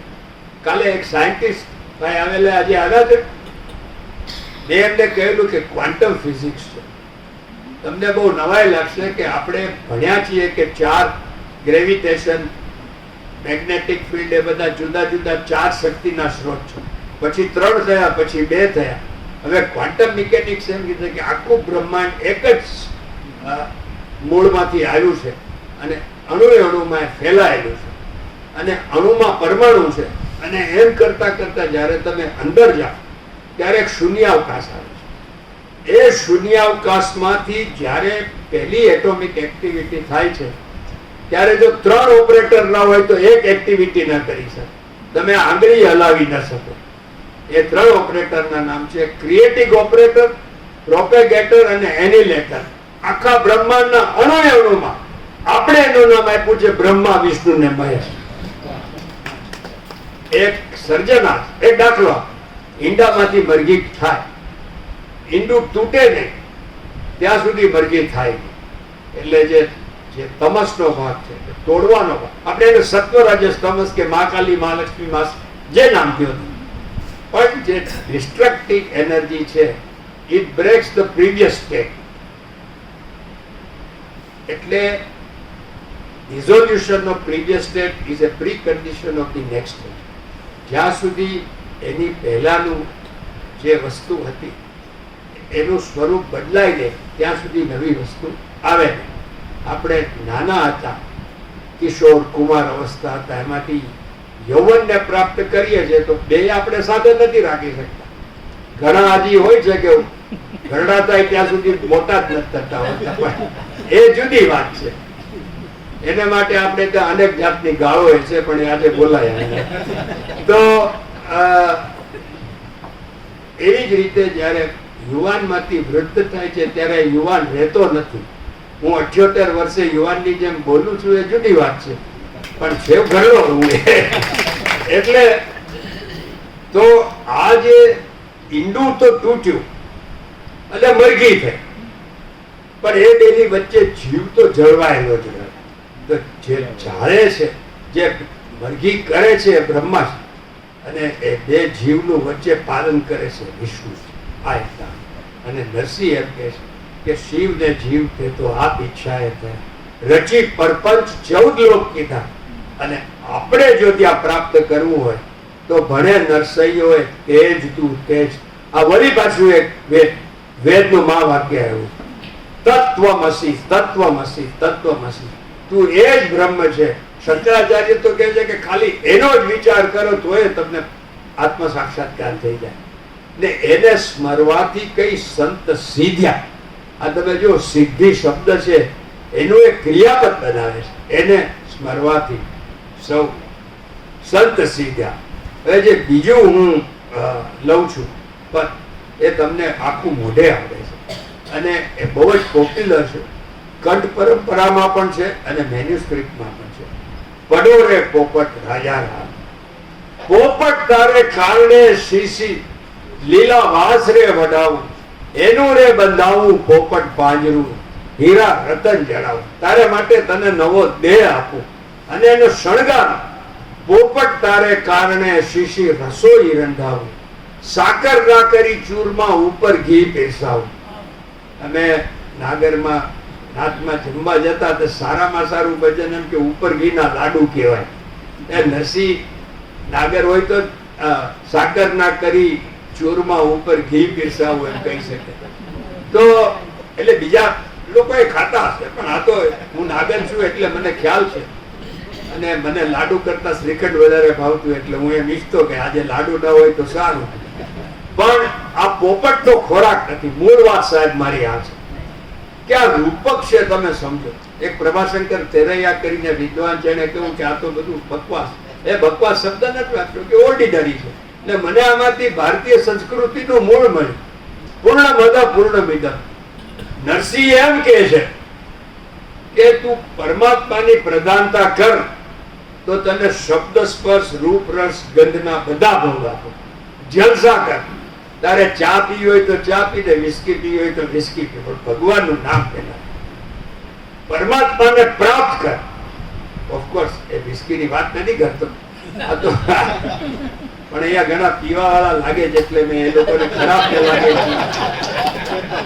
તો જે મૂળ વાત છે એ છે કે આનંદી એવ ખલવીમાની ભૂતાની જે વાત છે એ નરસિંહ અહીંયા કહે છે કે પોપટ બીજી એક જે અર્થઘટન થતું હોય એમાં જો તમે સાંસ્કૃતિક પરિવેશને ન સમજો, એના ચાલ ચલનને ન સમજો તો તમે આવી રીતે ભૂલ કરો છો. પોપટ આપણે ત્યાં અબુદ્ધ જીવ માટે વપરાય છે. જીવના 4 સ્ટેજીસ કયા છે.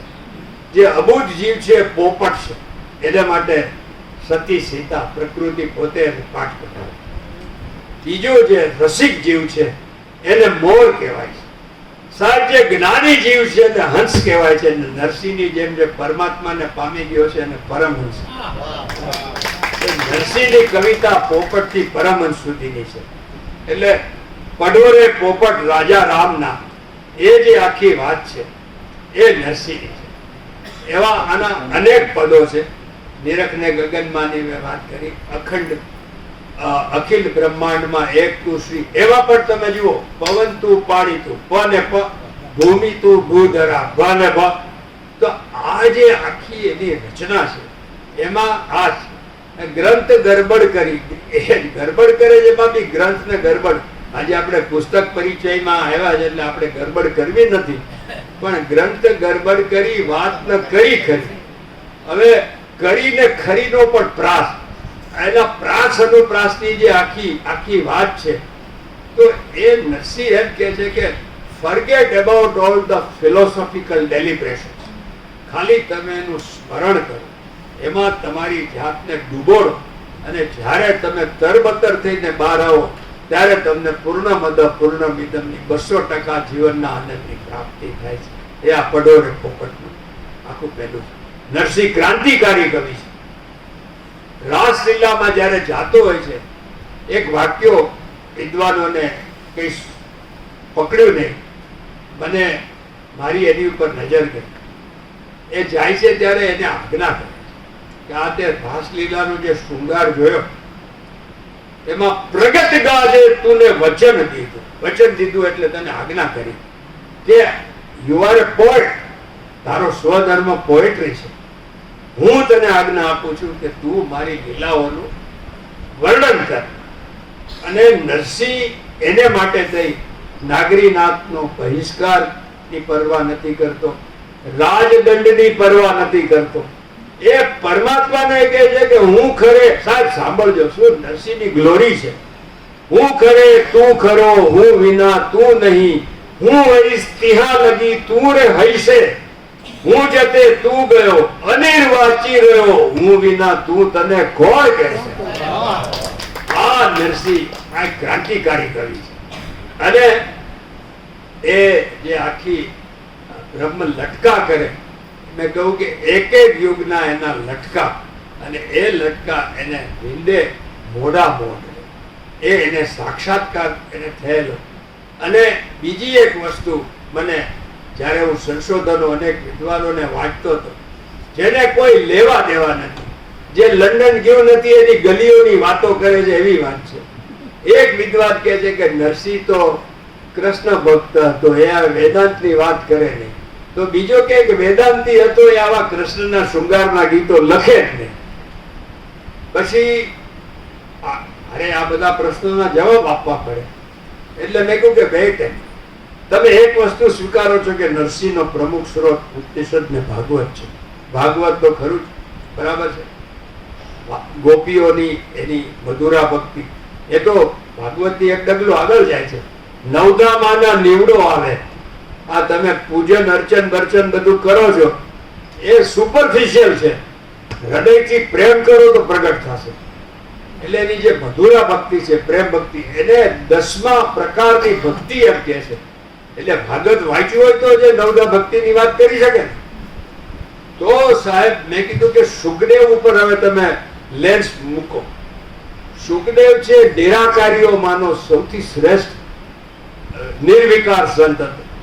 ભાગવતમાં એનું છે એ યુવાન હોય છે અને ઘર છોડીને લગ્નાવસ્થામાં જાય છે, બહેનો નાતા હોય છે, એ એમને નાય છે. પછી વ્યાસ નીકળે છે કપડા વપડા પહેરીને, દાઢી વાળા ઘરડા.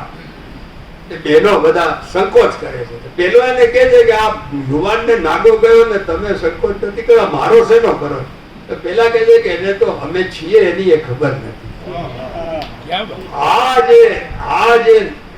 એટલે સુખદેવ ભાગવત ની અંદર જ્ઞાન છે, ભાગવત ની અંદર ભક્તિ છે અને ભાગવત ની અંદર શૃંગાર છે. એ 10મ સ્કંદમાં ખાસ કરીને 29 થી 33 અધ્યાયના જે રાસ પંચાધ્યાયી છે, વસ્ત્રાહરણની છે, રાસલીલા, મારે અહીંયા એનું વિશદ વર્ણન નથી કર્યું, પણ એમાં શૃંગારિક રચનાઓ છે. અને એ આખું ગોપી ગીત ને બહુ અદભુત વસ્તુ છે. અને અખંડાનંદ સરસ્વતી જેવા સૌથી મોટા સંન્યાસી આપણા સાંપ્રત સમયના, એ એમ કે છે કે રાસલીલા છે એ સંન્યાસનું પરમ ફળ છે. હવે તમે વિચાર કરો કે where and what you are looking. એટલે મેં આમાં લખ્યું છે કે જે નરસિંહ એમ કે છે કે મારા ચિત્તનો મેલ ગયો, જેની શૃંગાર ભૂમિકામાં એ આખું કહે છે કે બ્રહ્મવાદ નિર્બોધ છે, તમે એમાં સમજશો નહીં એટલા માટે હું લખું છું. એ નરસિંહને એ ટિટિલેશન કે કામોત્તેજના કરવાનો કોઈ આશય હોય જ નહીં. એટલે જો માણસ મરી જાય પછી ભાગવતનું સપ્તાહ બેસાડતા હોય અને એમાં રાસલીલાનો શૃંગાર આવતો હોય તો એનો કંઈક બીજો મતલબ તો હશે.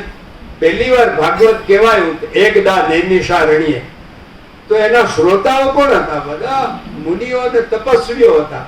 તો એની સામે સુખદેવ શૃંગારની વાત કરે તો શું એ લોકોને ઉત્તેજિત કરવા માટે કરે છે કે કંઈક બીજા એનો સંકેત? એટલે નરસિંહ એમ કે છે કે જીવ ને શિવની લીલા છે, હું રાધા કૃષ્ણના પ્રેમ રૂપે વ્યક્ત કરું છું અને આ એના શૃંગારનો મૂળભૂત હેતુ છે. તો આપણે હવે એના ગોકુળના પદ પર જઈએ. કૃષ્ણ લીલાના ઘણા પદો છે.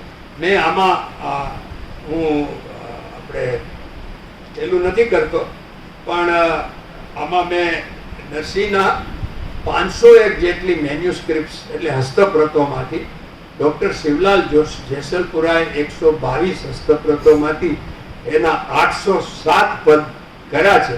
એમાં હું જારીના 4, આત્મચરિત્રના 109, સુદામા ચરિત્રના 8, દાળ લીલાના 12, વાત્સલ્યના 9, કૃષ્ણ જન્મની બાળ લીલાના 23, ચાતુરીના 25, પ્રકીર્ણ 13, શૃંગારના 473 807 માંથી, બીજા પ્રકીર્ણ એમાં 2 ને 25, ભક્તિ જ્ઞાન ને વૈરાગ્યના 65 અને બીજા પરિશિષ્ટના 39 મળીને 807 પદ થાય છે.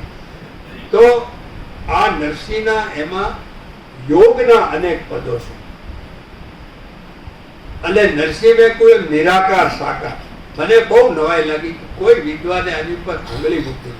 એનું પહેલું પદ છે ધ્યાનધર નેત્રમાં નાથ છે અંતર ભાળની એક સુરતી, જેને ટ્રાન્સેન્ડેન્ટલ મેડિટેશન કહે છે. કબીર જેને સહજ ધ્યાનની વાત કરે છે, એમ કહે છે કે જસ્ટ ફોકસ તમારી આંખની વચ્ચે અથવા તો અંદર.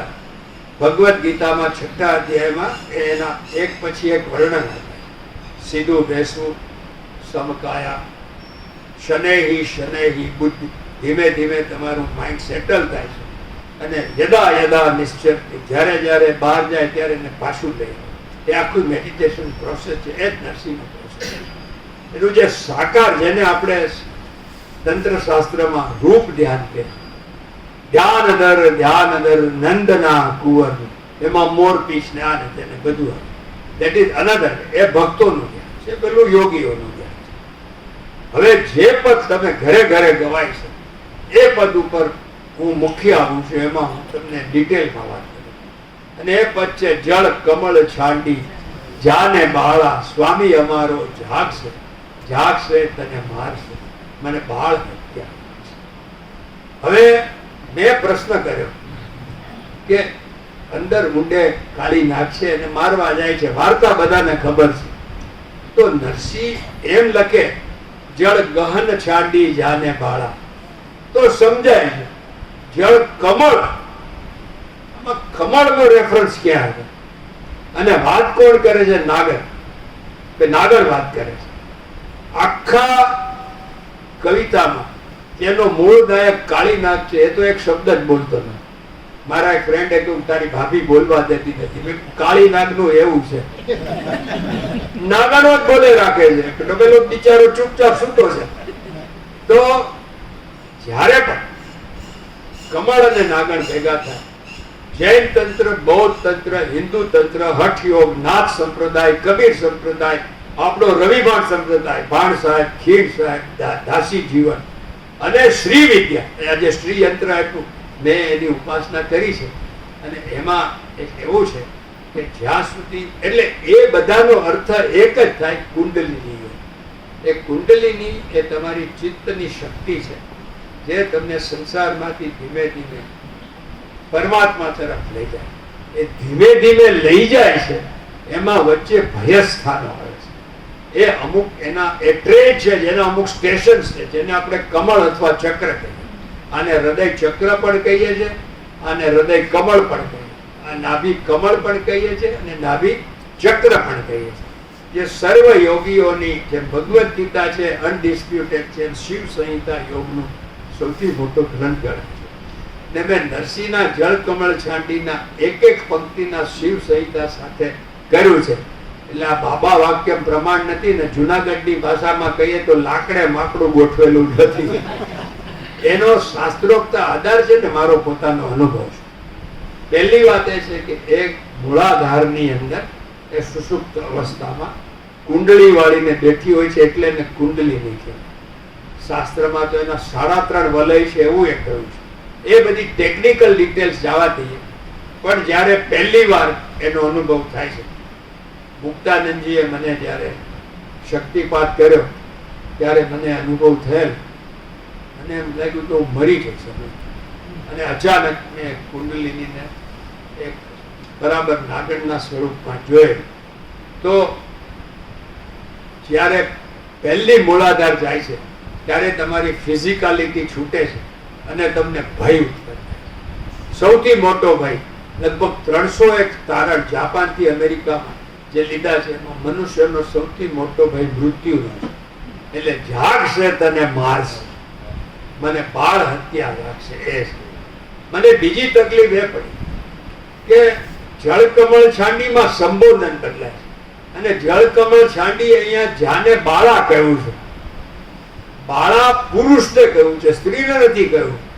જ્યારે પુરુષને બાળા કહેવાય ત્યારે 5-7 દિવસનો જે ઇન્ફન્ટ હોય, જે બચુડિયું હોય, એને બાળા કહેવાય. અમારે તો 60 વર્ષની હોય તો એને દિવ્યા બાળા કહેવાય, પણ એ બધું જુદું છે. એ બાળા નથી, એ તો બાદી બા છે.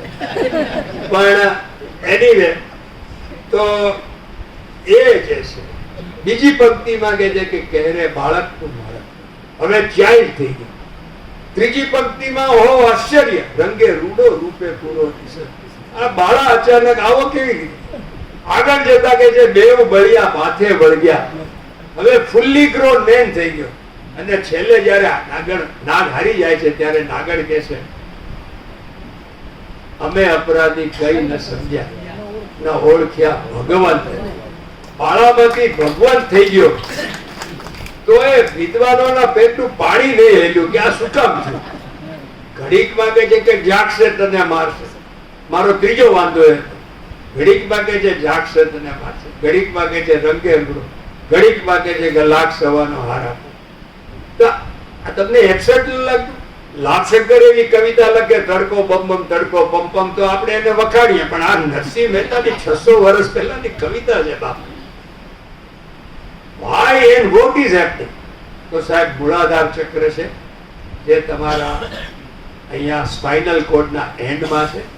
એમાં તમે ભયથી મૂળ વાત આખી, તમે પરમાત્માની પ્રાપ્તિ ન કરો એટલે નાગ, કાળી નાગ એટલે વિષયાક્તિ અથવા મોહનો પાસ, એ ભરડો લઈને તમારી ચેતનામાં બેઠો છે. જરાક તમે અહીંયા જાઓ એટલે તમને પ્રલોભન.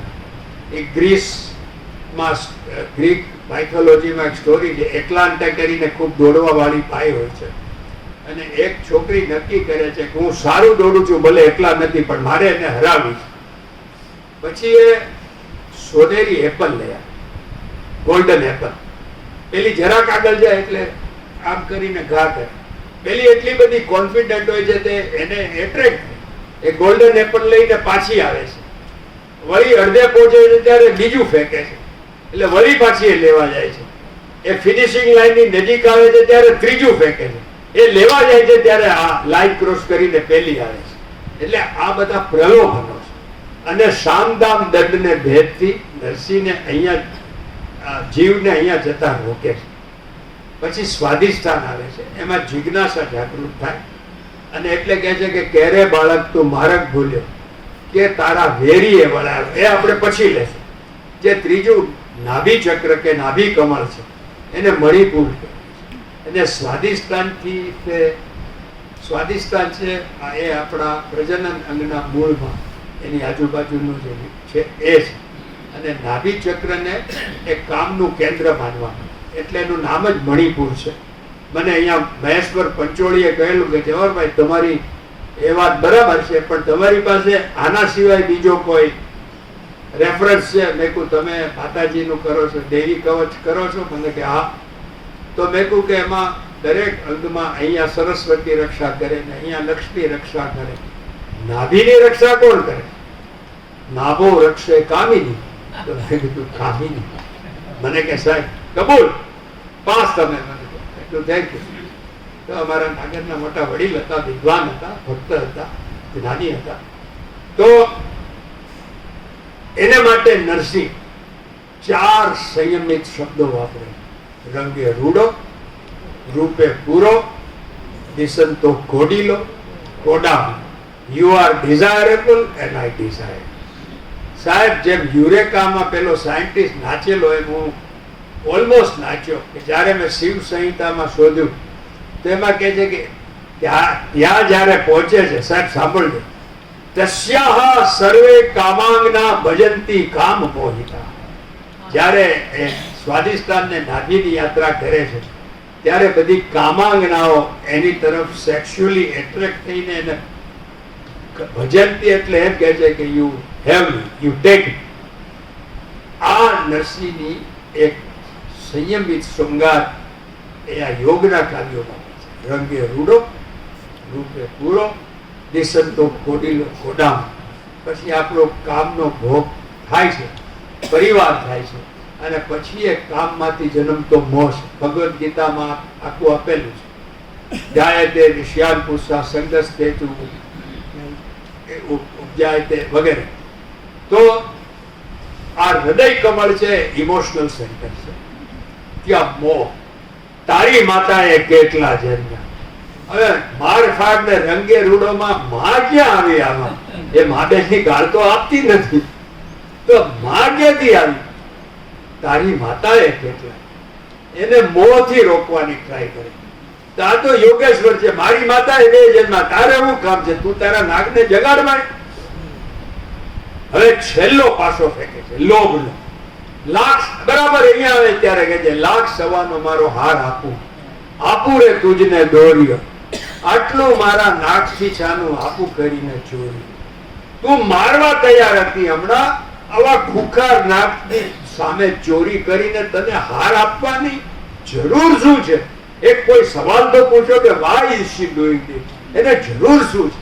અને બીજું, જેમ પોપટ ચૂરમાના લાડુ નથી કરતો, નાગ પણ જો નવલખો હાથ કરે તો એનું ડોકું ના કપાઈ જાય. આ રૂપક છે સર, ધીસ ઇઝ અ મેટાફર. પેલો કહે છે કે શું કરું નાગણ હાર તારો, શું કરું તારે દોર્યો. વિદ્વાનો તો નથી પૂછતા, નરસિંહ પોતે પૂછે, સાને કાજે નાગણ તારે કરવી ઘરમાં ચોરીઓ. What the hell is your purpose to do this? એટલે ઘેર જુદી છે, દરેક જગ્યાએ એ પેલું આપે, પછી પેલી છેલ્લો પાસો ફેંકે છે, હારી જાય છે ત્યારે ચરણ ચાપી મૂછ મરડી નાગણે નાગ. આજે મૂછ મરડો અહીંયા આને ત્રિકુટી કહેવાય ને આને ભ્રકુટી. અહીંથી ભગવદ્ ગીતામાં નાસાગ્રહ ધ્યાનનું લખેલું છે, અમને પણ અમુક ગુરુઓએ કહેલું, પણ એ કોન્સન્ટ્રેશનનું એક પોઈન્ટ છે અને ત્યાંથી અહીંયા આખી કરી આવે છે. જ્યારે અહીંયા આવે છે આને થર્ડ આઈ કહેવામાં આવે છે, શિવની ત્રીજી આઈ, ત્યાં કામ ભસ્મ થાય છે, એને આજ્ઞા ચક્ર અથવા તો આજ્ઞા કમળ કહેવાય છે. ત્યાં કઈ પંક્તિ આવે છે? દેવ બળિયા માથે વળગ્યા કૃષ્ણે કાળીનાગ નાથી.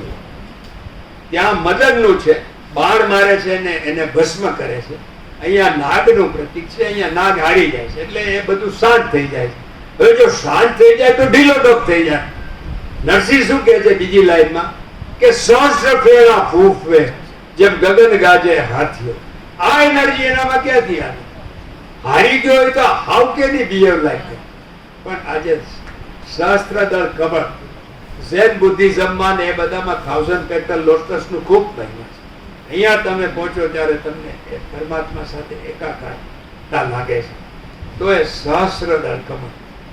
મેં આમાં રેફરન્સ કબીરનો આપ્યો છે, તમે બધાને પદ ખબર છે, જીની રે જીની ચદરિયા 8 કમલદલ ચરખા બીના સુષ્મન તાર સે બીની. આજે કુંડલીની જે યાત્રા થાય છે, ઈડા પીગળાની વચ્ચે જે સુષુમ્ની છે એમાં એનર્જી. હવે એ તો 8 કમળ છે, આ તો 7મું થયું. જે 8મું કમળ છે એને ગગન મંડળ કહેવાય છે. એટલે નરસિંહ કહે છે સહસ્ત્ર ફેણા ફૂંકવે જેમ ગગન ગાજે હાથી. All the 1000 petals are dancing in joy. અને એ સમયે તમને બ્રહ્મ લટકા કરે બ્રહ્મ પાસે. એનો અનુભવ સાહેબ હજી વાત ના પૂરી નથી. 600 વર્ષમાં કોઈને વિચાર નહીં આવ્યો કે કવિતાનો સ્વામી બદલાઈ ગયો. હેમંત પ્લીઝ. જે શરૂઆત છે એ કહે છે કે જળ કમળ છાંડી જાને ભાળા, સ્વામી અમારો જાગશે. નાગરનો સ્વામી કોણ છે? કાળીનાગ. છેલ્લે કહે છે કે અમે અપરાધી દેવકર જોડી વિનવે સ્વામી, મૂકો અમારા કંથને. સ્વામી કોણ છે? હવે કૃષ્ણ. આ બિચારો હસબન્ડ થઈ ગયો સ્વામીમાંથી, કંથ થઈ ગયો. દેવકર જોડી વિનવે સ્વામી. સાહેબ સ્વામી બદલાઈ ગયો એ કયો 600 વર્ષમાં ખબર ન પડે તો આપણે શું વાંચ્યું છે? પુસ્તક પરિચયમાં મારે એ કહેવાનું છે કે વાંચો તો સતર્કતાથી વાંચો. અને સાહેબ સ્વામી બદલવાનો સૌથી મોટો રહસ્ય, આખી કવિતાનો સાર એ છે. યમુના એટલે યમની બેન છે.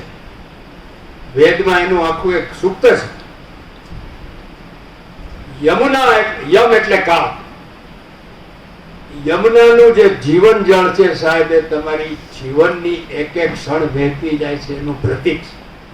એનો સ્વામી જયારે કાળીનાગ છે ત્યારે તમે મૃત્યુ તરફ પ્રત્યેક ક્ષણે ધકેલ આવશો, અને જ્યારે તમારો સ્વામી કૃષ્ણ છે ત્યારે તમે અમરતાને પામો છો.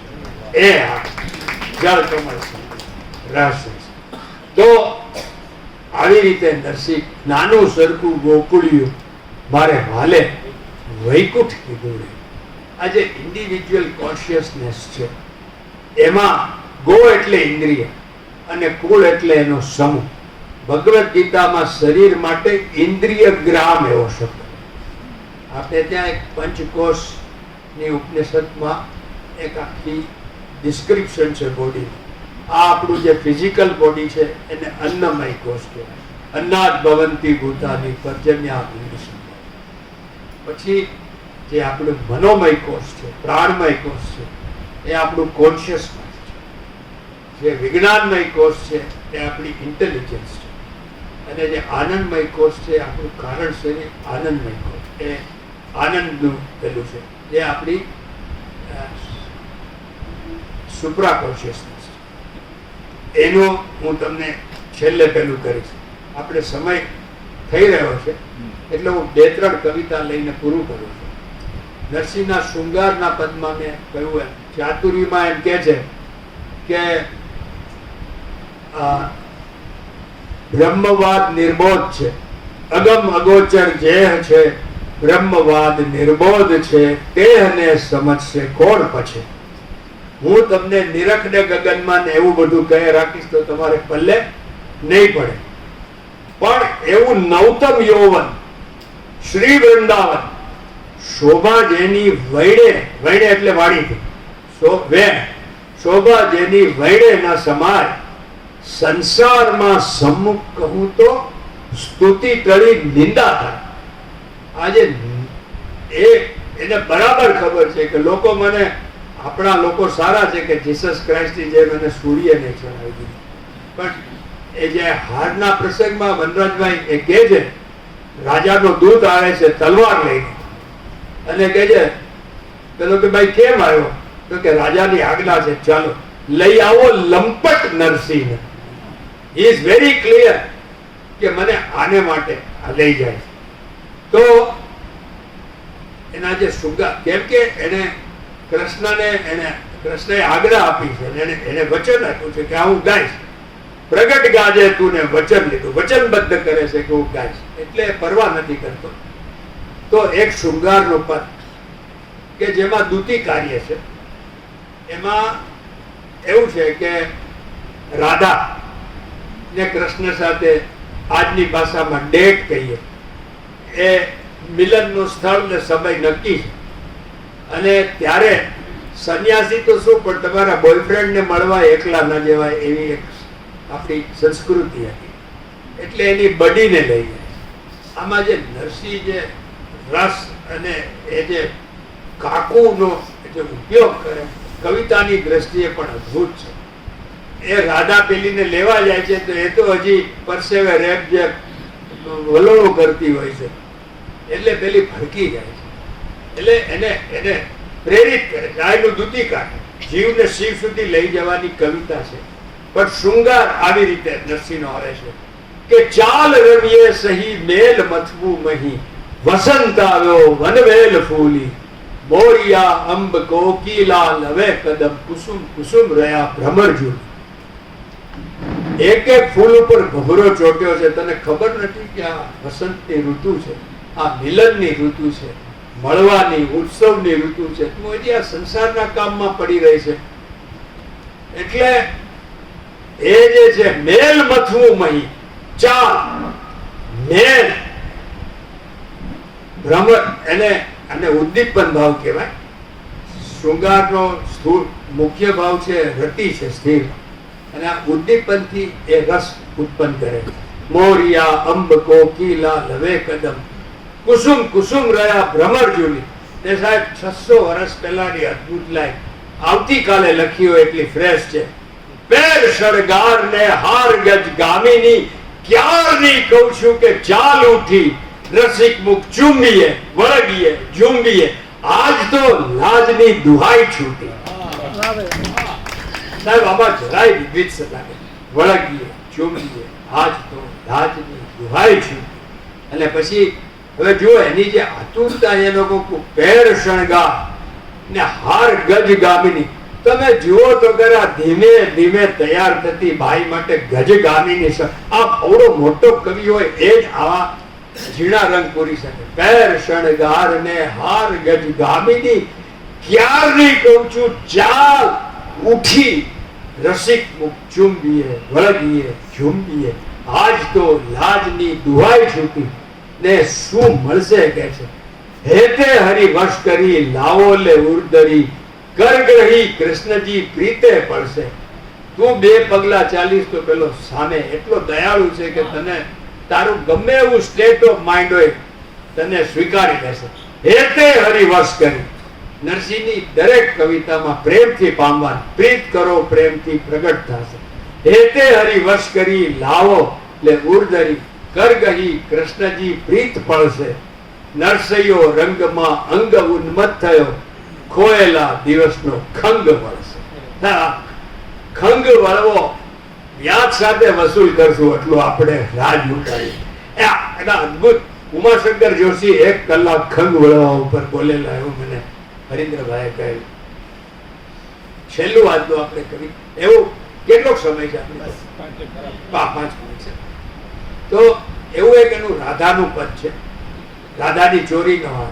આજ રે સાંભળીએ વાલે હમશો અંદર કીધો રે, રાધિકાનો હાર હરિએ રૂકમણીને દીધો. રાધા ને રૂકમણી ક્યારે મળ્યા નથી. નરસિંહ અને સુરદાસ બે મેળવે.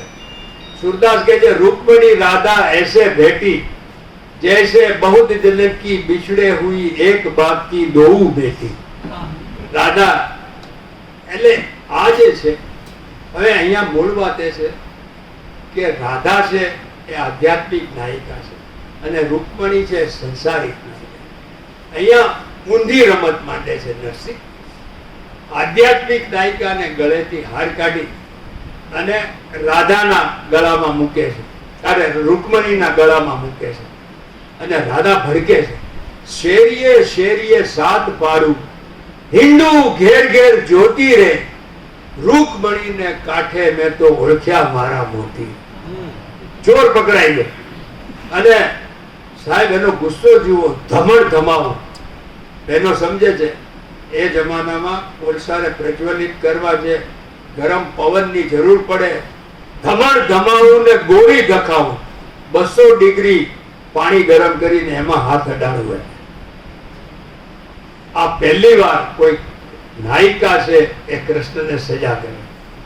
ધમણ ધમાવું ને ગોળી દખાવું, સાચા સમ કવડાવું રે, આજ તો મારા હાર ને કારજ નારદ ને તેડાવું રે. આખું યુનાઇટેડ નેશન અહીંયા ભેગું કર્યું. અને સાહેબ જે એનો રહસ્ય છે કે થાળ ભરી સગ મોતી મગાવ્યા, અણવિંદ્યા પરોવ્યા રે.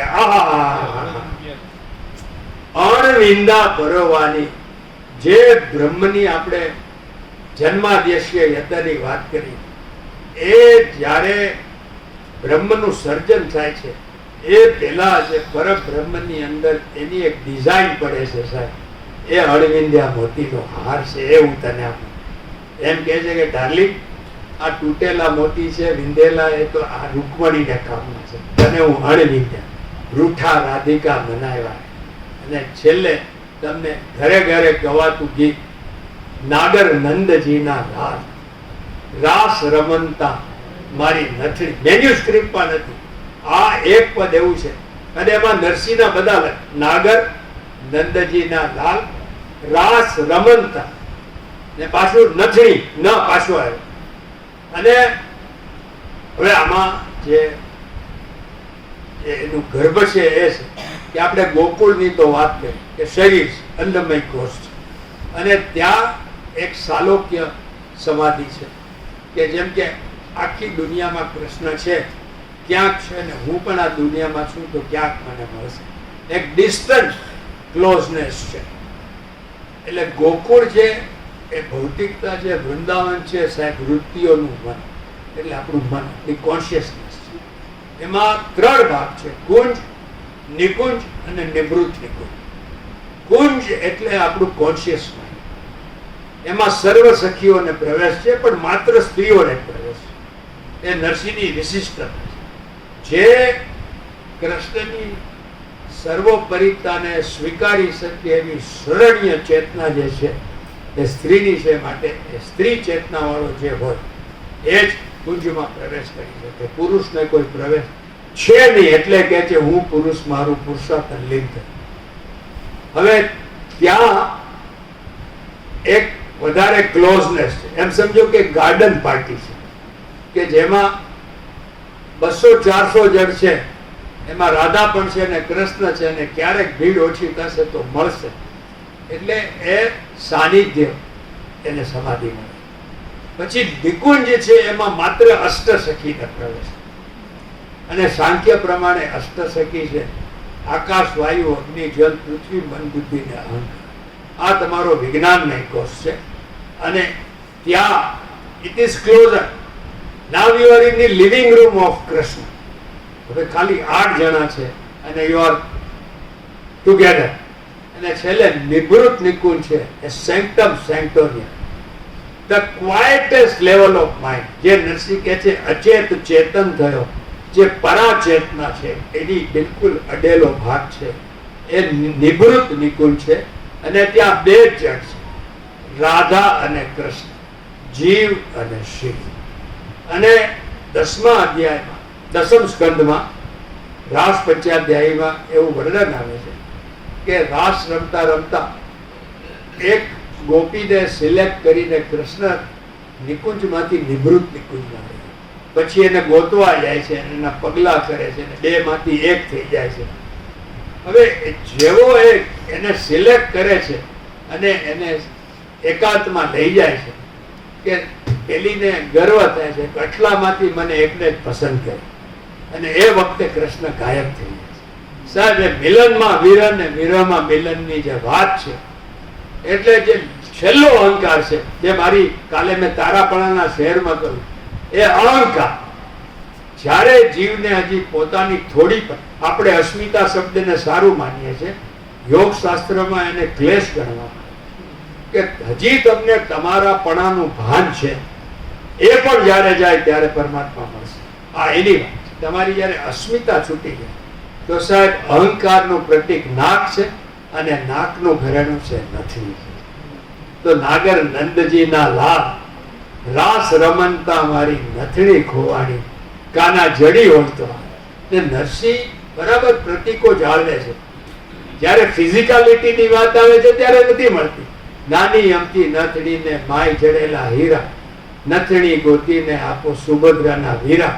નાની અમથી નથણીને માય જડેલા મોતી, નથણીને કારણ હું તો ગોતી ગોતી ગોતી કે નથણી ગોતીને નથણી આપો ને કાના ગોતી ગોતી ગોતી. જે પાઠ તમે સ્વીકારો તો નથી મળતી, કેમ કે હજી એમાં એ દુનિયાવી વાત છે. તો કરવું કેમ? નરસિંહ કહે છે કે આંબે બોલે કોયલડી ને વનમાં બોલે મોર, રાધાજીની નથણીનો સાંભળ્યો છે.